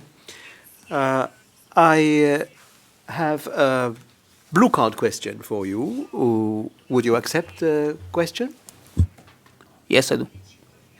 Right, so I give the floor to the questioner. You have 30 seconds for the question and 30 seconds for the answer. You talk as if European citizens are being manipulated by right-wing politicians into seeing migrants as a threat. But what you fail to understand is that we are being led by the people. We're listening to citizen concerns. We are the only politicians who talk honestly about the very real issues of migration. Isn't it time we accepted that migration is more of a threat to European values than right-wing ideas? You can have the floor for the answer, Ms. Weise. Thank you. I understand that migration is a major concern for many European citizens. It is certainly true that Europe has had to face unprecedented challenges in this field. But we need to be very careful how we talk about migrants themselves in the public sphere. We, who hold public office, have responsibility not to manipulate statistics or spread downright falsehoods. Migration has brought tremendous economic benefits to many of our member states. Migrants themselves have made significant contributions to our cultures and societies. Of course, migration flows need to be properly managed. But we shouldn't forget that migrants themselves are not to blame for our struggles to welcome large number of people to our continent. We must develop effective ways to integrate those who legitimately seek to enter our societies, always bearing in mind the key European values of respect for human rights and human dignity. And we should certainly avoid making false generalizations about certain communities or religions that could fuel far-right discourse and hatred. This is the real threat to our security here, I believe. Thank you. But I can see that we have another blue card for you. Do you accept this other blue card? Yes, I do. Right, so 30 seconds for the question and 30 seconds for the answer. Please respect your time.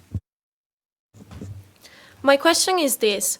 Wouldn't our intelligence funding be better spent monitoring real terrorist networks rather than haunting democratically elected right-wing governments? The answer is yours, Ms. von Weise. Thank you. What do you mean by real terrorist networks? I think the events of the last week have made it clear that to all of us that there is a very real threat of violence from the far right. Far-right violence has increased by 320% over the last 5 years.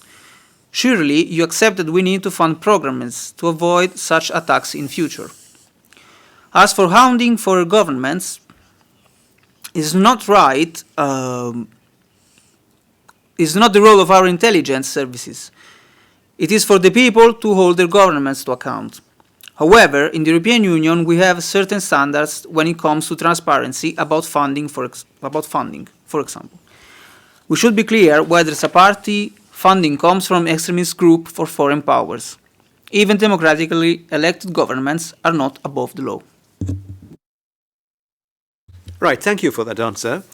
But it looks as if you have said very controversial things in your speech, because we have another blue card question for you, if you accept it, no, of course. Yes. Right, the question. Too often we have heard calls for ever greater European cooperation in this Parliament, as if this is a solution to all the world's ills. So I'm delighted that you have set out its limitations. Wouldn't you agree that it's time we face up to the fact that supranationalism has had its days? Europe is simply not effective at fighting European threats. Ms. von Weise for the answer. Thank you. I think you're taking this too far. Cooperation is essential for our security. cross-border threats need cross-border responses. Europe has an essential role in upholding our values of tolerance, human rights, and human dignity. What I'm trying to say is merely that we need to pick our battles. There are many aspects of our security that can be achieved at European level, such as the European arrest warrant. But building the trust required for effective intelligence sharing may simply require a more case-by-case approach.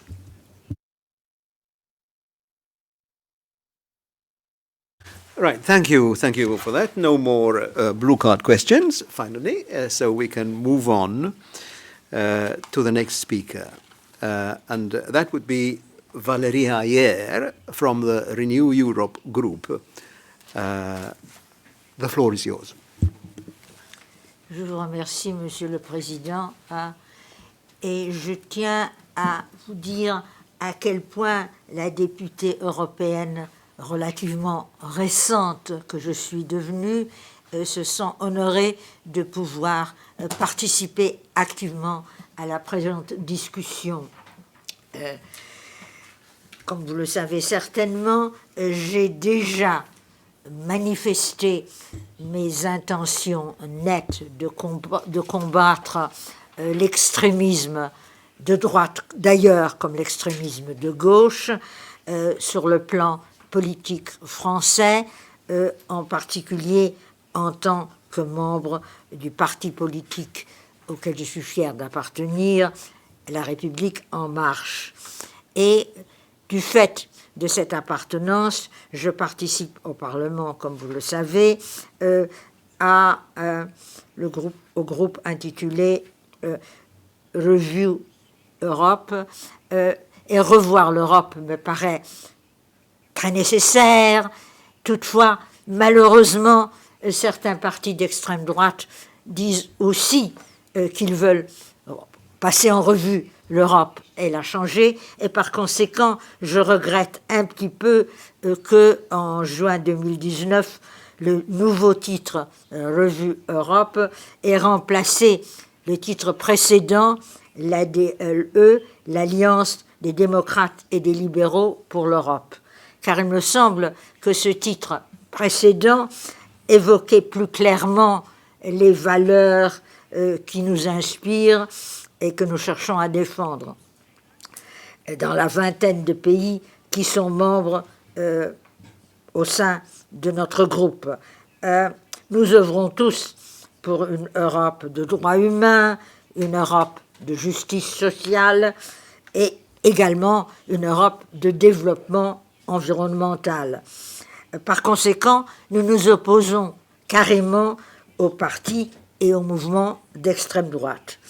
Je ne les ai pas appelés fascistes ou nazis, car je tiens à éviter d'employer ces qualificatifs parce qu'ils sont infamants et parce qu'ils appartiennent à des heures sombres de l'histoire européenne. Ce sont des heures dont nous ne voulons pas qu'elles reviennent.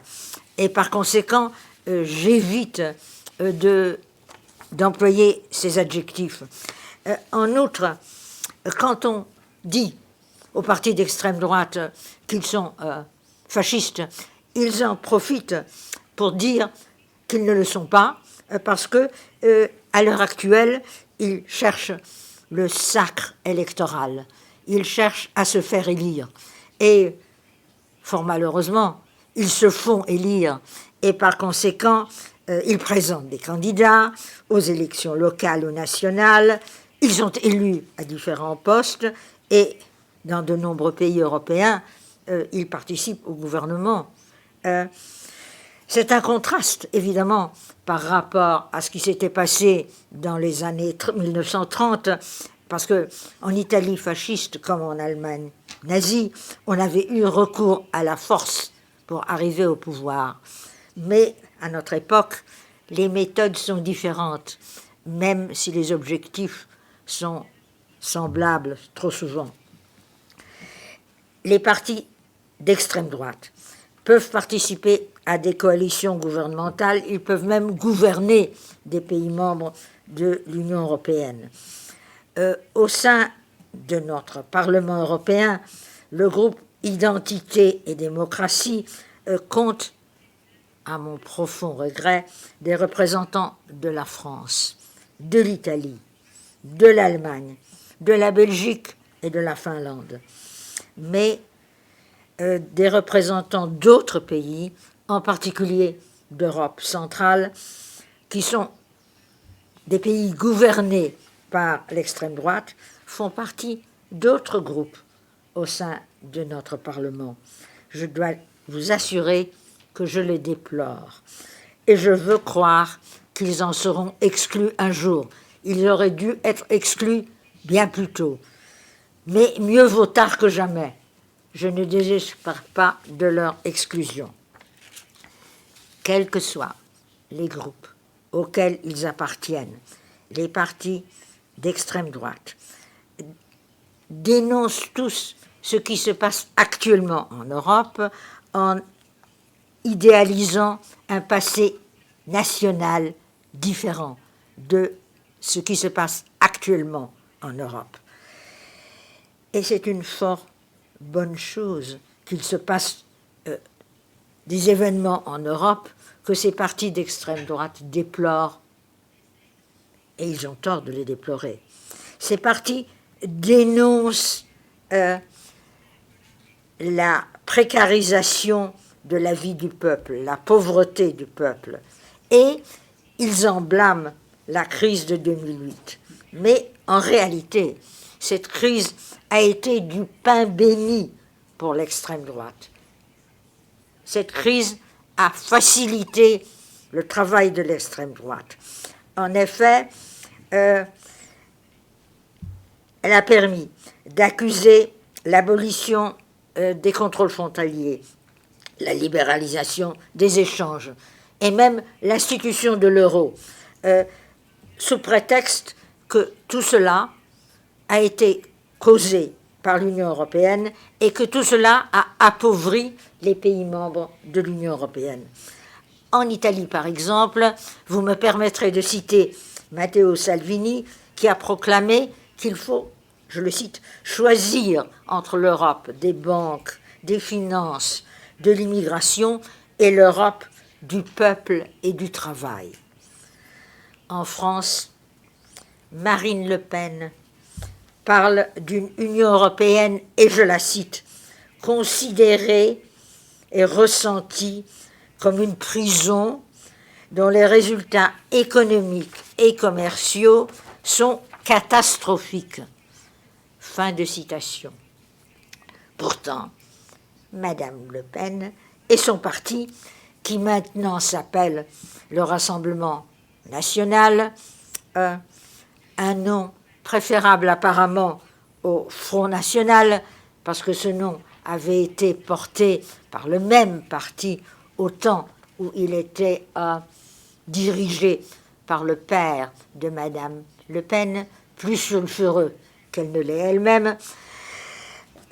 Eh bien, ni Madame Le Pen ni son parti ne préconisent une sortie de l'Union européenne. C'est une prison où il voudrait rester. Elle doit quand même avoir certains avantages. Passons. On doit supposer que tout ce qu'elle propose, c'est une réforme. Oui, elle dit qu'elle veut réformer l'Union européenne. On doit imaginer que cette réforme consisterait à faire une forteresse de l'Europe. L'Europe forteresse serait fermée à ce qu'elle appelle les vagues incontournables de migrants. Soit, admettons que ces vagues puissent être tournées, mais pourquoi devraient-elles être tournées? Pourquoi faut-il éviter l'immigration? Eh bien, parce que on accuse les minorités de ne pas s'assimiler dans les pays hôtes. Et une théorie de substitution de la population a été élaborée, et selon cette théorie, des générations successives ne peuvent pas se fondre dans la population des pays d'accueil, parce que parfois ils ont des caractéristiques physiques différentes, on les reconnaît, et encore plus parce que, au fond, ils ne veulent pas s'assimiler, ils ne veulent pas faire partie de la population. Pourquoi ne le veulent-ils pas? Eh bien, parce qu'ils ont des convictions qui ne sont pas compatibles avec le mode de vie européen. Ils ne veulent pas être semblables au peuple des pays européens d'accueil. Et je vais encore une fois, et je le déplore, citer encore Madame Le Pen, parce que à Lyon, une ville française importante, la 3e ville de France par ordre d'importance et de grandeur, en 2010, Madame Le Pen avait dit que les musulmans qui prient parfois dans la rue devant les mosquées sont tout à fait semblables aux Allemands qui envahissaient les rues de la France pendant la Seconde Guerre mondiale. Je crois que je ne devrais pas en ajouter à cette citation. S'il y a quelque chose que l'on ne pourrait pas accepter, c'est de traiter les minorités comme des envahisseurs ou comme des ennemis. Et je veux croire que le Parlement européen, dont malheureusement certains membres du parti de Madame Le Pen sont des participants, ne permettrait pas qu'un tel langage soit employé dans notre enceinte. Je fais appel à tous les membres du Parlement, et surtout aux membres de mon groupe parlementaire, de ne pas tolérer qu'un tel langage soit jamais employé dans l'enceinte du Parlement. Qu'on ne puisse pas l'empêcher d'être employé dans un pays démocratique, c'est un fait, et je le regrette. Mais ici, au Parlement, ce n'est pas admissible, et je tiens à insister là-dessus. Je vous remercie de m'avoir accordé la possibilité de le dire. Right. It is us that thank you, Ms. Dahayer, for your intervention. We move on straight away to the next speaker from the Alliance of Socialists and Democrats, and that is Ms. Vera Tax. Mr. President, honourable members, far-right intolerance and extremism takes many forms. We are all aware of the increasingly hostile climate facing religious and ethnic minorities in some member states. But today's debate cannot fail to mention the discriminatory rhetoric spouted by some of our continent's governments against the LGBTI community. Tolerance and inclusiveness are the foundations upon which the EU was built and continues to build. But the activities of far-right parties, such as Law and Justice in Poland, are beginning to shake these foundations. This Parliament has already condemned the use of LGBTI-free zones in Poland. Has history not taught us the folly of separating one group of citizens from another? The idea that you can just create LGBTI-free zones is ludicrous. But this is no isolated incident. In many of our member states, far-right fringe movements have brought their hate-filled discourse into the mainstream. We've been forced to hear them even here in this very room. Take Vox. It has pledged to curtail gay pride parades, poured scorn on diversity lessons in schools, and even drawn parallels between homosexuality and bestiality. Or Viktor Orban, who has made the LGBTI community his new target after years of relentless messaging about the dangers of migration. Even in the Czech Republic, a gay marriage bill, which has broad popular support, has stagnated in the Parliament, blocked from a second reading. In fact, the annual review by the European branch of the International Lesbian, Gay, Bisexual, Trans and Intersex Association found a sharp rise in hate speech in 2019, often carried out by public officials. All of this political rhetoric has an impact.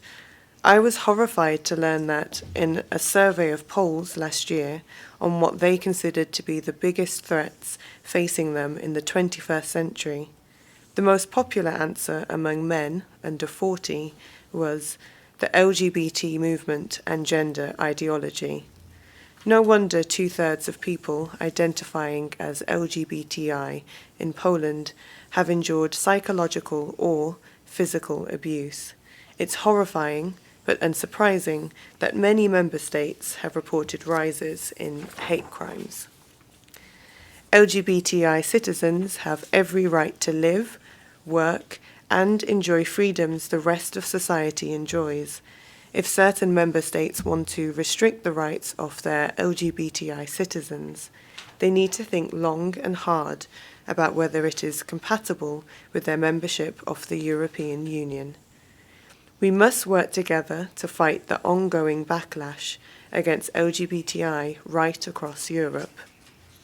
There is no room for LGBTI-free zones across Europe or the continent or the globe.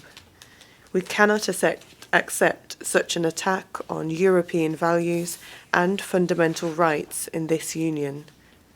We must strongly support the role of education in promoting healthy relationships, self-respect, human rights, and dignity.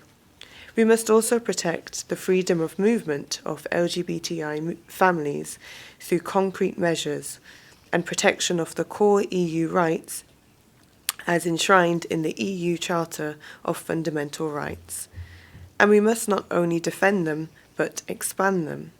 So, for example, in any free trade agreement, we must have an equality and human rights impact assessment, and if it fails, there is no deal. We must also consider the real-world impact of what goes on online. Last month, the European Court of Human Rights ruled against Lithuania for its failure to investigate online homophobic comments. Across Europe, we should take note of our duty to take anti-LGBTI hate speech seriously and investigate complaints. We need all our politicians to make it clear that we cannot and we will not tolerate any hate speech or discrimination. We need our institutions, such as our criminal justice systems, to be able to take action against hate speech and discrimination. And finally, we need EU institutions to take action. This kind of discrimination has clear cross-border dimensions, and it is a fundamental challenge to the values of our EU and our member states. LGBTI rights have been described as the canary in the coal mine, a yardstick for measuring human rights in general. Let this be a wake-up call to the dangerous trends the far right have unleashed on our continent.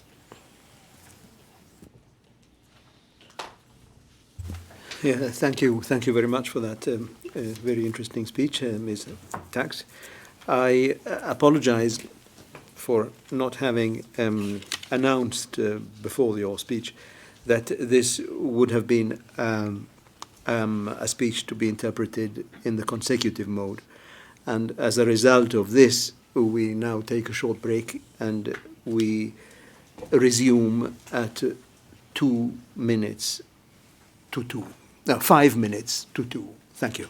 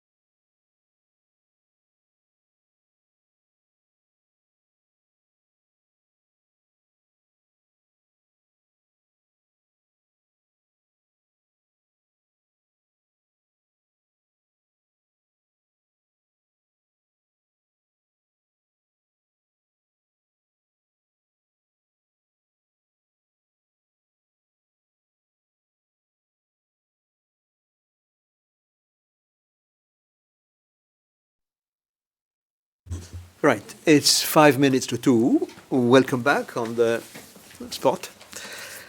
We now resume our debate. And the next speaker is Salima Yenbou, representative of the Greens European Free Alliance. Ms. Yenbou, you have the floor.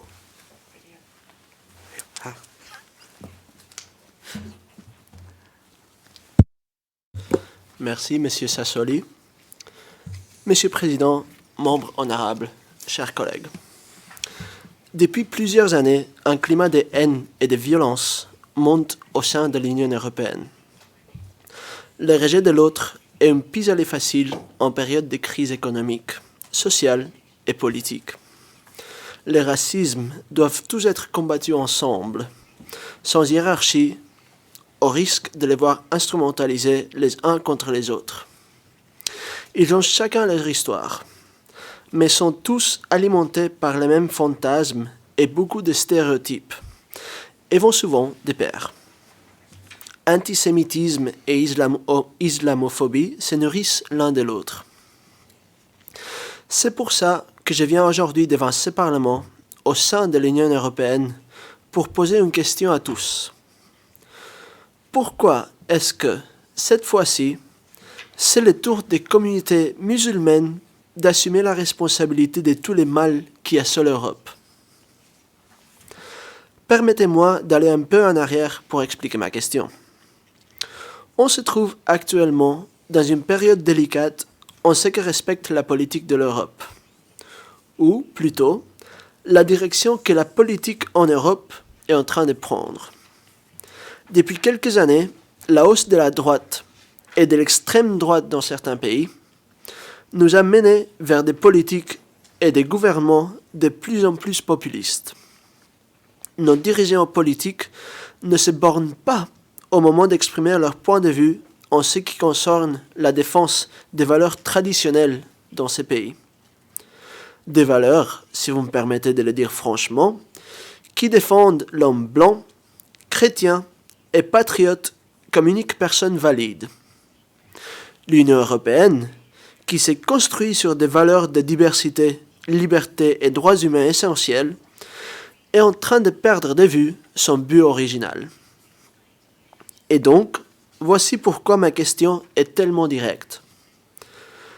Mais ne vous trompez pas, ce n'est pas la première fois que telles idées se sont manifestées en Europe dans une période difficile de l'histoire. Et c'est précisément à cause de ça que j'ai confiance que l'Europe se retournera vers les bons chemins éventuellement. Je vous donne quelques exemples locaux et d'autres coins du monde aussi. Pendant la Deuxième Guerre mondiale, c'étaient les Juifs et les Tziganes qui étaient poursuivis par des régimes totalitaires. Il ne faut pas que j'explique, puisque vous savez bien de quoi je suis en train de parler. En Espagne, autour des mêmes dates, c'était la plurinationalité du peuple espagnol qui se voyait affectée par un régime totalitaire. Mais, à nouveau, vous savez de quoi je parle, donc je n'expliquerai pas plus loin. Retournons nos yeux vers autres continents. En Amérique du Nord, spécifiquement aux États-Unis, les coupables de tout en étaient toujours les non-blancs, c'est-à-dire les Noirs, les Chinois, c'est égal. Mais de ces histoires, vous en avez probablement entendu parler aussi, n'est-ce pas? Et oui, je parle de l'histoire, des faits qui se sont produits dans le passé, mais qui aujourd'hui continuent de se produire. En France, mon propre pays, pendant des années, l'extrême droite accusait les communautés tziganes des mâles de notre pays. Maintenant, la faute, c'est des immigrés arabes, des communautés islamistes. Est-ce que quelqu'un ici peut nier que la plupart des discours de haine, des crimes de haine, du racisme, de la xénophobie ou d'autres exemples d'intolérance ont pour objectif aujourd'hui la communauté islamique? On a entendu un discours aujourd'hui, ce matin, sur ça. C'est récemment que je lisais un article dans le journal anglais The Guardian qui parlait de ce même sujet dont je suis en train de vous présenter. Dans l'article, ont mentionné une rencontre entre Viktor Orban et Aung San Suu Kyi, deux dirigeants politiques clairement anti-islamiques. De plus, les journaux expliquaient comment l'Union européenne, une union qui dit défendre la plurinationalité, n'a rien fait pour bloquer à M. Orban et ses points de vue extrémistes. Je ne nie pas que l'Union européenne a les outils pour surveiller et combattre l'islamophobie. Il y a des études de plusieurs organisations de la société civile qui ont été publiées et discutées dans le site web de la Commission européenne. Il y a une personne en charge de la coordination de la lutte contre l'islamophobie. Et M. Chiamparino est en train de faire un excellent travail dans ce domaine. Mais je me demande, est-ce que c'est suffisant? Est-ce que c'est un immense travail au niveau de l'Union européenne et vraiment réfléchi au niveau national dans chacun des gouvernements des États membres de l'Union européenne? La première banque de données, spécifiquement dédiée au discours de la haine et aux crimes de haine contre l'islam, a été créée en 2017, 3 ans en arrière. La position des coordinateurs de ce département est en place seulement depuis 2015, 5 ans en arrière. Maintenant, il y a 16 mois que l'Union européenne a publié son rapport intitulé en anglais Eastern and Western Europeans differ on the importance of religion, views of minorities and key social issues. Et depuis, est-ce qu'on a fait quelque chose d'autre? Est-ce qu'il y a de nouvelles propositions de législation ressortissant de la Commission européenne? Monsieur le Président, membres honorables, je veux conclure mon discours en rappelant à tous les citoyens d'Europe que nous devons promouvoir les valeurs de l'Union européenne, dont la devise « Unis dans la diversité » n'est pas qu'une abstraction. Le repli sur soi, la fermeture d'esprit, la manque de curiosité, le chacun pour soi, l'Europe rabrougie, ce n'est pas ça que nous voulons. Nous devons appeler au réveil des consciences. Nous devons travailler à renforcer notre arsenal de protection de nos valeurs humanistes et européennes, que nous pensons être des valeurs universelles. Nous devons travailler à coordonner nos efforts de lutte et affirmer notre solidarité, notre compassion et notre sympathie à l'égard de tous les peuples d'Europe, qu'ils soient des juifs, des tziganes, des musulmans, des noirs, n'importe. Mais nous ne sous-estimons pas la gravité de la progression de l'islamophobie, de toutes les formes de haine raciale et de haine religieuse. Il s'agit véritablement de haine et de bêtises humaines. Et il y a des armes, bien sûr, et un arsenal répressif que nous devons mettre en place ensemble et renforcer. Mais il y a avant tout, je crois, l'éducation et le devoir de mémoire. Chers collègues, politiciens et politiciennes, écoutez-moi.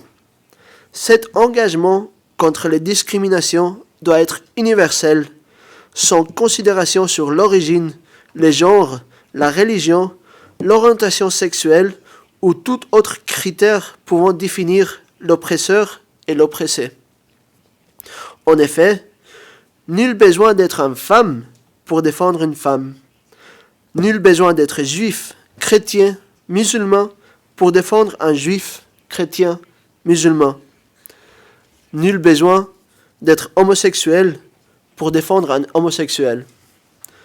Levons-nous tous, à chaque fois qu'un être humain est discriminé.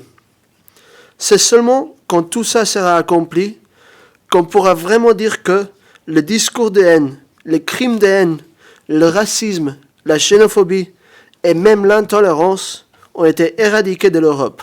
Merci beaucoup.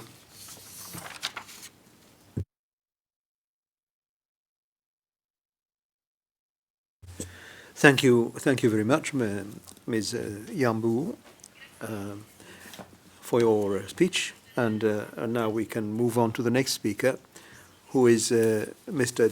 Dietmar Koster, from the Alliance of Socialists and Democrats. Mr. Costa, you have the floor. Thank you, Mr. President. This speech chronicles my visit to Germany's most prominent Holocaust monuments, Peter Eismann's Holocaust Memorial and Daniel Libeskind's Jewish Museum, both located in Berlin. Juxtaposing memories with observation, I will argue that, in the German national imagination, Eismann and Libeskind's architecture of abstraction offers a space for war love, a certain German nostalgia for the innocence of a history that never was. There is a certain refusal of responsibilities in the way Germany tends to foreigners, who are often Jewish, to build memorials to the crimes of National Socialism. Misha Ullmann wrote The Burning Memorial at Bebelplatz, Daniel Libeskind's Jewish Museum in Berlin, Richard Serra's memorial to those murdered in the Nazi euthanasia program, and of course, Peter Eismann, the architect behind Germany's National Holocaust Memorial in Berlin. Do victims have a better memory? Innocent bystanders to their own history, Germans delegate the task of giving expression to the memory of Nazism and the Holocaust to those who were once the targets of Germany's genocidal politics. Berlin. My first visit to Eismann's memorial to the murdered Jews of Europe takes place on a cool summer day in June 2017, 12 years after the memorial's official opening. I do not go unprepared to meet the field of more than 2,700 concrete pillars, conveniently located in the heart of their new Berlin, between the Brandenburg Gate, the former Berlin Wall, and Hitler's Führerbunker. For years, the media have supplied descriptions, explanations, and critiques regarding the meaning, the political importance, and the shortcomings of the memorial. From the very beginning, Eismann's design generated controversial debate between politicians, historians, cultural critics, and the architect himself.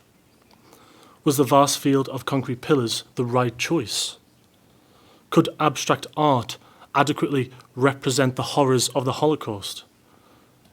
Did Germany really need a national memorial, given the numerous smaller memorials that already exist all over Germany?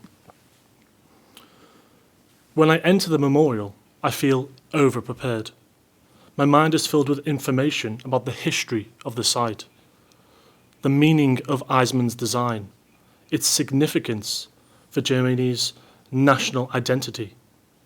The information I have gathered makes it hard for me to experience the memorial as it is, with fresh eyes and a fresh mind. My thoughts keep returning to a statement made by the architect himself. The memory of the Holocaust can never be one of nostalgia. The Holocaust cannot be remembered in the nostalgic mode, as its horrors forever ruptured the link between nostalgia and memory. The monument attempts to present a new idea of memory as distinct from nostalgia, and I could not agree more. But when I emerge from the memorial, I find it more difficult than before to distinguish between memory, sentimentality, and nostalgia. Not because the field of pillars looks like a gigantic cemetery, which by the way it does, rather because the further I walk into the memorial, the more I am made to experience disorientation, loss, and despair, as the dark green pillars contain no reference to the specific crimes of the Nazi perpetrators and their identity. It is almost impossible for a foreign visitor not to adopt a victimized position. There is a difference between empathy and identification. Instead of feeling for the murdered Jews, the memorial invites me to feel, myself, as a Jewish victim. I do not like how the memorial affects me. I do not want to be made to identify with the Jewish Holocaust victims. I find it presumptuous to put myself in the position of a Jewish woman about to be deported to Auschwitz. I do not agree that this is a nation of perpetrators to remember its crime. I do believe that the appropriation of a victimized position is an adequate form for the nation of perpetrators to remember its crimes. To me, the memorial justifies Germany's sentimental investment in Jews as lost and Jewish culture as a ruin. I remain unconvinced by Eisman's designs and leave the site somewhat frustrated. What strikes me on my tour of the empty building is the obsession with walls. Walls everywhere, unexpected and non-functional, blocking the way, obstructing my vision, creating claustrophobic, prison-like spaces. Unconvinced by the literal translation of history into architectural form, to me, the empty building bespeaks an obsession with blockage and barricade, a fetishization of walls and screens.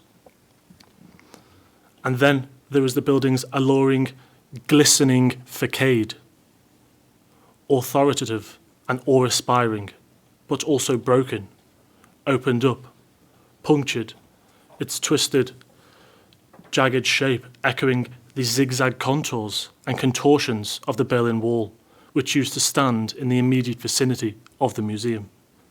The empty Jewish museum, a beautiful dressed-up monument to the disappeared Berlin Wall, this other void defining the urban landscape. I'm getting ahead of myself. When I visited the Jewish Museum, I was not alone in complaining that the objects on display ruined the aura of the building, interfered with its self-contained message of absence and lack. The museum seems cluttered, stuffed with too many awkwardly placed items, indoctrinated by the notion of Jewish culture as void. I can barely tolerate the material objects placed in this awesome kingdom of emptiness. Overwhelmed by the rhetoric of the void, I am unable to see how problematic it is that Germany chooses to build a museum dedicated to documenting the rich tradition of German-Jewish exchanges that would resist its very purpose. Bitte nicht stören. Do not disturb the void. Do we always have to follow orders? Why not take advantage of the voids? Instead of trying to turn a resisting building into a museum filled with objects that are bound to seem out of place, it might be more productive to challenge those voids. Why not fill them with items stolen from Jewish homes after their owners were rounded up and deported to concentration camps? Berlin's thrift shops and antique stores are a treasure trove. So far, the curatorial concept has been symptomatic of the awkwardness with which Jews and Jewish traditions are treated in Germany. I remember a display of a Shabbat dinner table set for 8 people. The table was covered with a white embroidered tablecloth, plates, glasses, silverware, 2 candles, a goblet of wine, 2 loaves of challah, and all the things that are needed to celebrate Shabbat. The ensemble was arranged on a pedestal and put under a large glass cage. Although not intended by the curators, the ensemble stood as a perfect metaphor for the invisible wall that exists between Jewish and non-Jewish Germans in Germany. Thank you.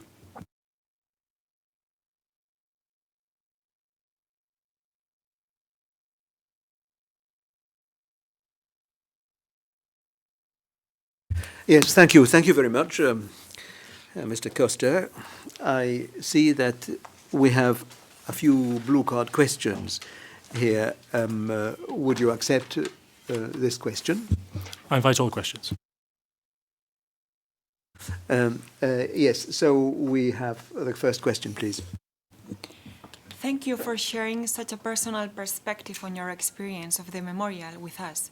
You mentioned how you dislike the feeling of being made to identify with victims. I take your point that those in such a safe position as ours cannot truly understand the experience of the Holocaust victims. But do you not think that some attempts to identify are necessary if we are to convey the horrors of Nazism to younger generations and say to them, never again? Right, would you like to answer, please? Personally, I don't think we can, nor should we, try to identify with the victims of the Holocaust, because how can I truly know the horrors of what happened during this time? Yes, I will try my best to understand, just as everybody else should try to understand, but identifying with something so unidentifiable to myself and other non-victims feels wrong. It feels as if we are creating our own theories and allowing our imagination to take us down a path of what we believe happened to Holocaust victims, which isn't necessarily always the truth. Yes, thank you, Mr. Costa. A very poetic answer. We have another question, if you accept it. Yes. I'm grateful that you share the Einsman quote with us. The memory of the Holocaust can never be one of nostalgia. It seems particularly relevant to our debate today. We commemorate the past without glorifying horrific events, which is why I was particularly shocked to hear about a Holocaust-themed carnival parade in Spain last week. Do you think that commemoration of the Second World War is a dangerous tool in the hands of the far right? Would you like to answer? Yes. I must start my answer to your question with absolute condemnation of the genocide inflicted on the Jewish people by the Nazis and any mockery or trivialization of the issue. Your question refers to a commemoration of the Second World War, which generally translates to recalling and showing respect for something or someone, in this case, the Holocaust. In this instance, we have to look at the intentions of the creators of the carnival. The cultural association behind the event had said the planned production would pay homage to the millions of people who were wrongfully killed during the Holocaust. Yes, in the wrong hands, we certainly have a problem because anti-Semitism is still not a criminal offence. Thank you, Mr. Costa. Controversial speeches generate many questions, and I will allow one more question to you if you accept it. Yes. Please. You seem to refer to modern Germany as the nation of perpetrators and deny modern Germans the right to see through the eyes of the victims. Don't you think it's time to move on from Germany's collective war guilt? Surely, such finger-pointing when the perpetrators are long dead simply fuels the German right's perception of being alienated and victimized. Your answer, please. Personally, I believe young Germans still feel a connection to the legacy of the Holocaust. Politically, certain policies have the ring of a familiar intolerance, yet any outward recognition of these tensions is interpreted as either racism or reverse racism. The answer hinges on whether it's possible to draw a finish line on the moral burden of the Holocaust. If it were even possible for public intellectuals to artificially define such a boundary, Germany certainly hasn't hit it. Thank you. Your answers are extremely difficult, but they're very deep. Thank you very much. We now move on to a new speaker, Mr. Jordan Bardella from the ID group. ID means Identity and Democracy. The floor is yours, Mr. Bardella. Merci, Monsieur le Président. Essayons de redescendre sur terre et de nous éloigner de la poésie ambiante. Essayons de nous adresser aux citoyens européens qui nous écoutent. Monsieur le Président, sur tous les grands dossiers internationaux, l'Union européenne est aux abonnés absents. Quel rôle a-t-elle joué au moment de l'offensive turque en Syrie? Aucun. Quel rôle a-t-elle joué au moment de l'escalade entre l'Iran et les États-Unis? Rien. À quel rôle joue-t-elle dans la crise en Libye? Eh bien, toujours rien, aucun rôle. Ce sont la Turquie et la Russie qui s'imposent comme les maîtres du jeu dans cette région, pourtant si stratégique pour notre continent. Et cela continue. Nous en avons encore eu la preuve au cours de ces derniers jours. le président Erdogan a mis sa menace à exécution. Et pourquoi? Eh bien, c'est très simple. Il estime que l'Union européenne n'a pas tenu ses promesses. La Turquie accueille actuellement sur son sol 3 à 4 millions de réfugiés.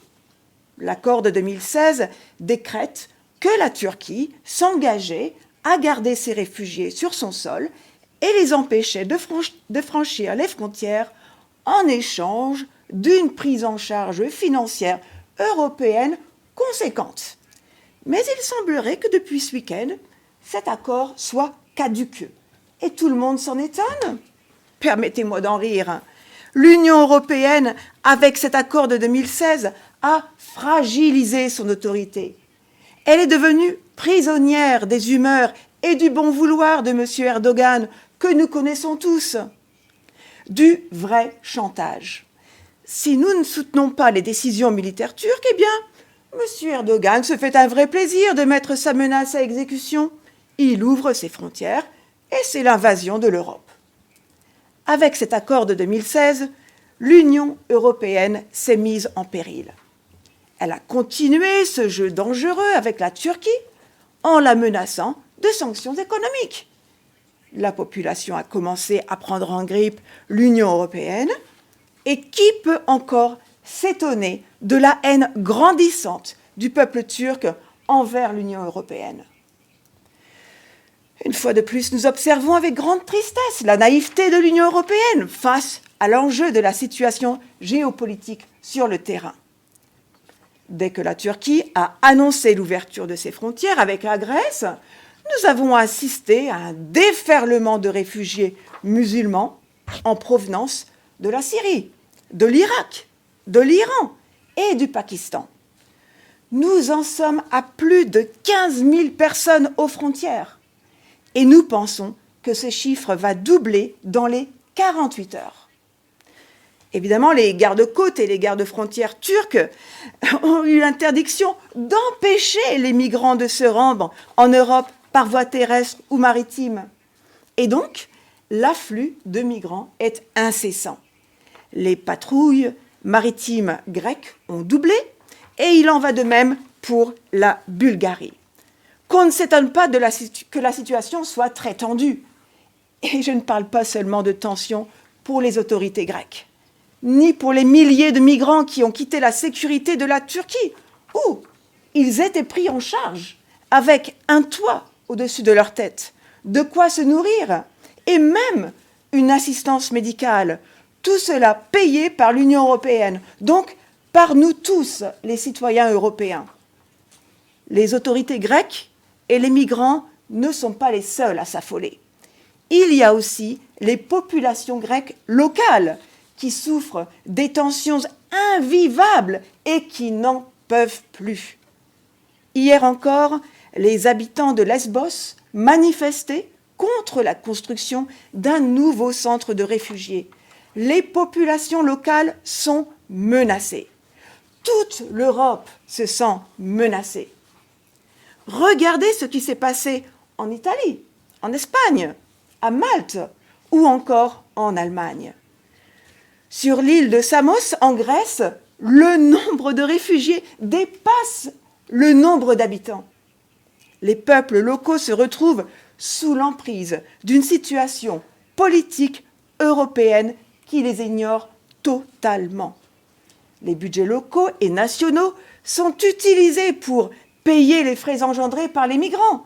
Donc là, je parle évidemment de nouvelles écoles, des cours de langue, des allocations en tout genre. C'est sans fin. En clôturant sa frontière maritime avec la Turquie pour retenir les embarcations clandestines, la Grèce s'engage sur la bonne voie. Et nous devrions l'aider et l'encourager plutôt que de la railler. La Grèce a utilisé des gaz lacrymogènes pour repousser les migrants en dehors de ses frontières. Comment pouvons-nous lui en vouloir ? Il s'agit là d'une menace existentielle pour le peuple grec. Comment pouvons-nous demander au peuple grec de se sacrifier au nom de l'Union européenne, alors que celle-ci est la grande absente de cette réalité.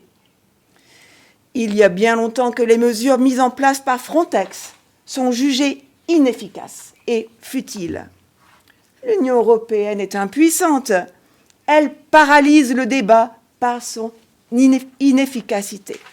C'est pour cela qu'il est grand temps que les élites comprennent que c'est le peuple de chaque État membre européen qui rejette l'Union européenne.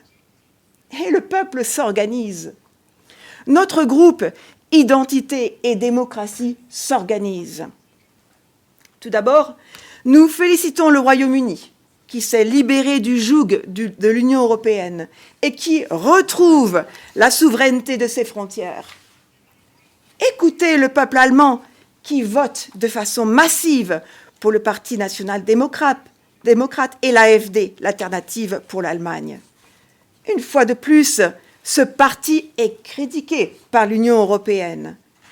Mais il ne fait que répondre à l'insécurité du peuple allemand face à la montée des violences générées par des migrants envers les femmes et les couples homosexuels.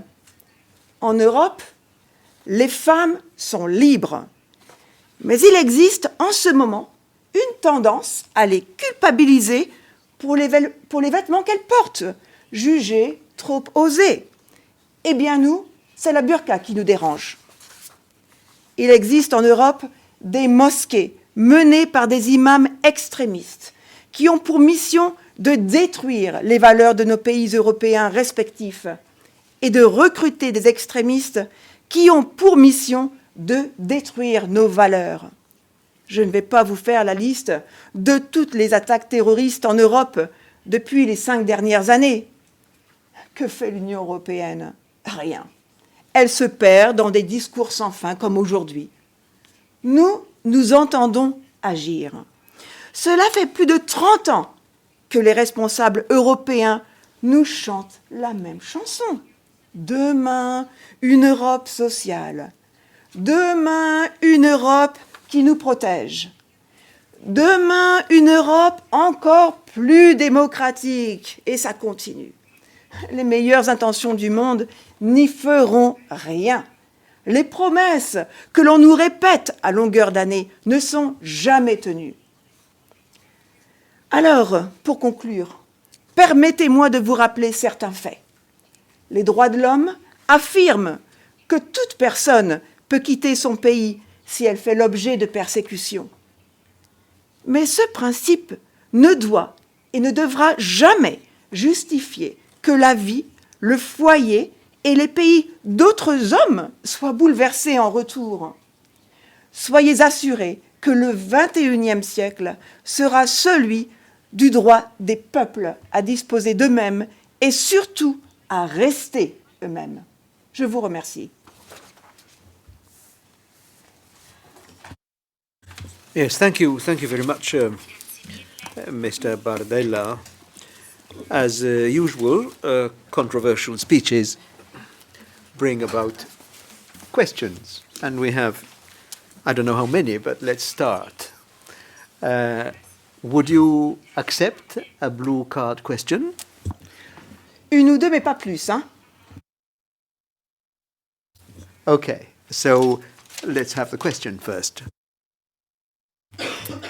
Yes, you seem to be condoning the actions of Greece, which are clear breach of both European and international law.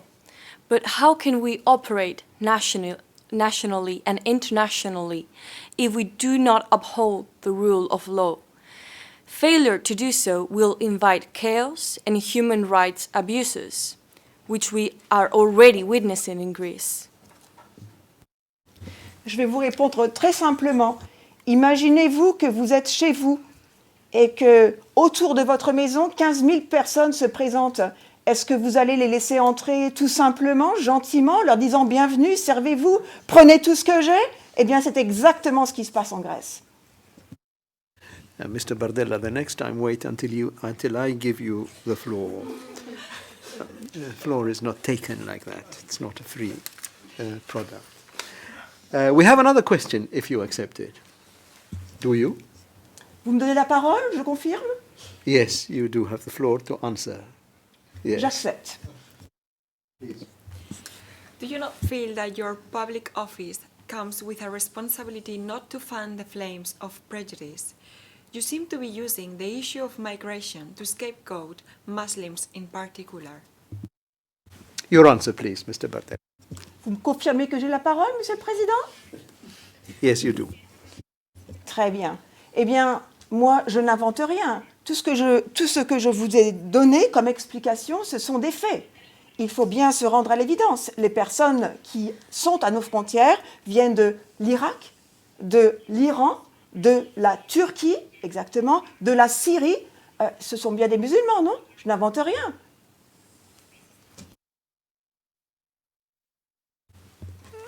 And we still have another question for you, if you accept it. Là, je pense que vous poussez, franchement. Hein? Donc, c'est non. So the last question we regret is not accepted by the speaker. The speaker is free to accept or not these questions. Right, so now I think we have concluded our conference, and it is my duty now and my pleasure to close. I obviously thank everyone who has contributed to this very interesting debate. We obviously need to continue our efforts to fight against violent extremism. I said this at the beginning of this debate, and I'll say it again until the end, and I'll say it until I breathe. Violent extremism, whatever its source, and I mean by this far-right violent extremism, far-left violent extremism, jihadi extremism, whatever extremism, they're all extreme anyway. I'm not making any sort of distinction between these elements. We must focus our efforts to tackle violent extremism. I, like many of you who have spoken, believe that our strength is our values, and we need to remember what we stand for as we take forward this fight against extremism, against hatred, against violence. And this is going to help us. Those values are going to help us win this fight. Thank you. I conclude by saying that I have received 7 motions for resolution to wind up this debate, and the vote will be at 11 o'clock tomorrow morning. The debate on this issue is closed. Thank you.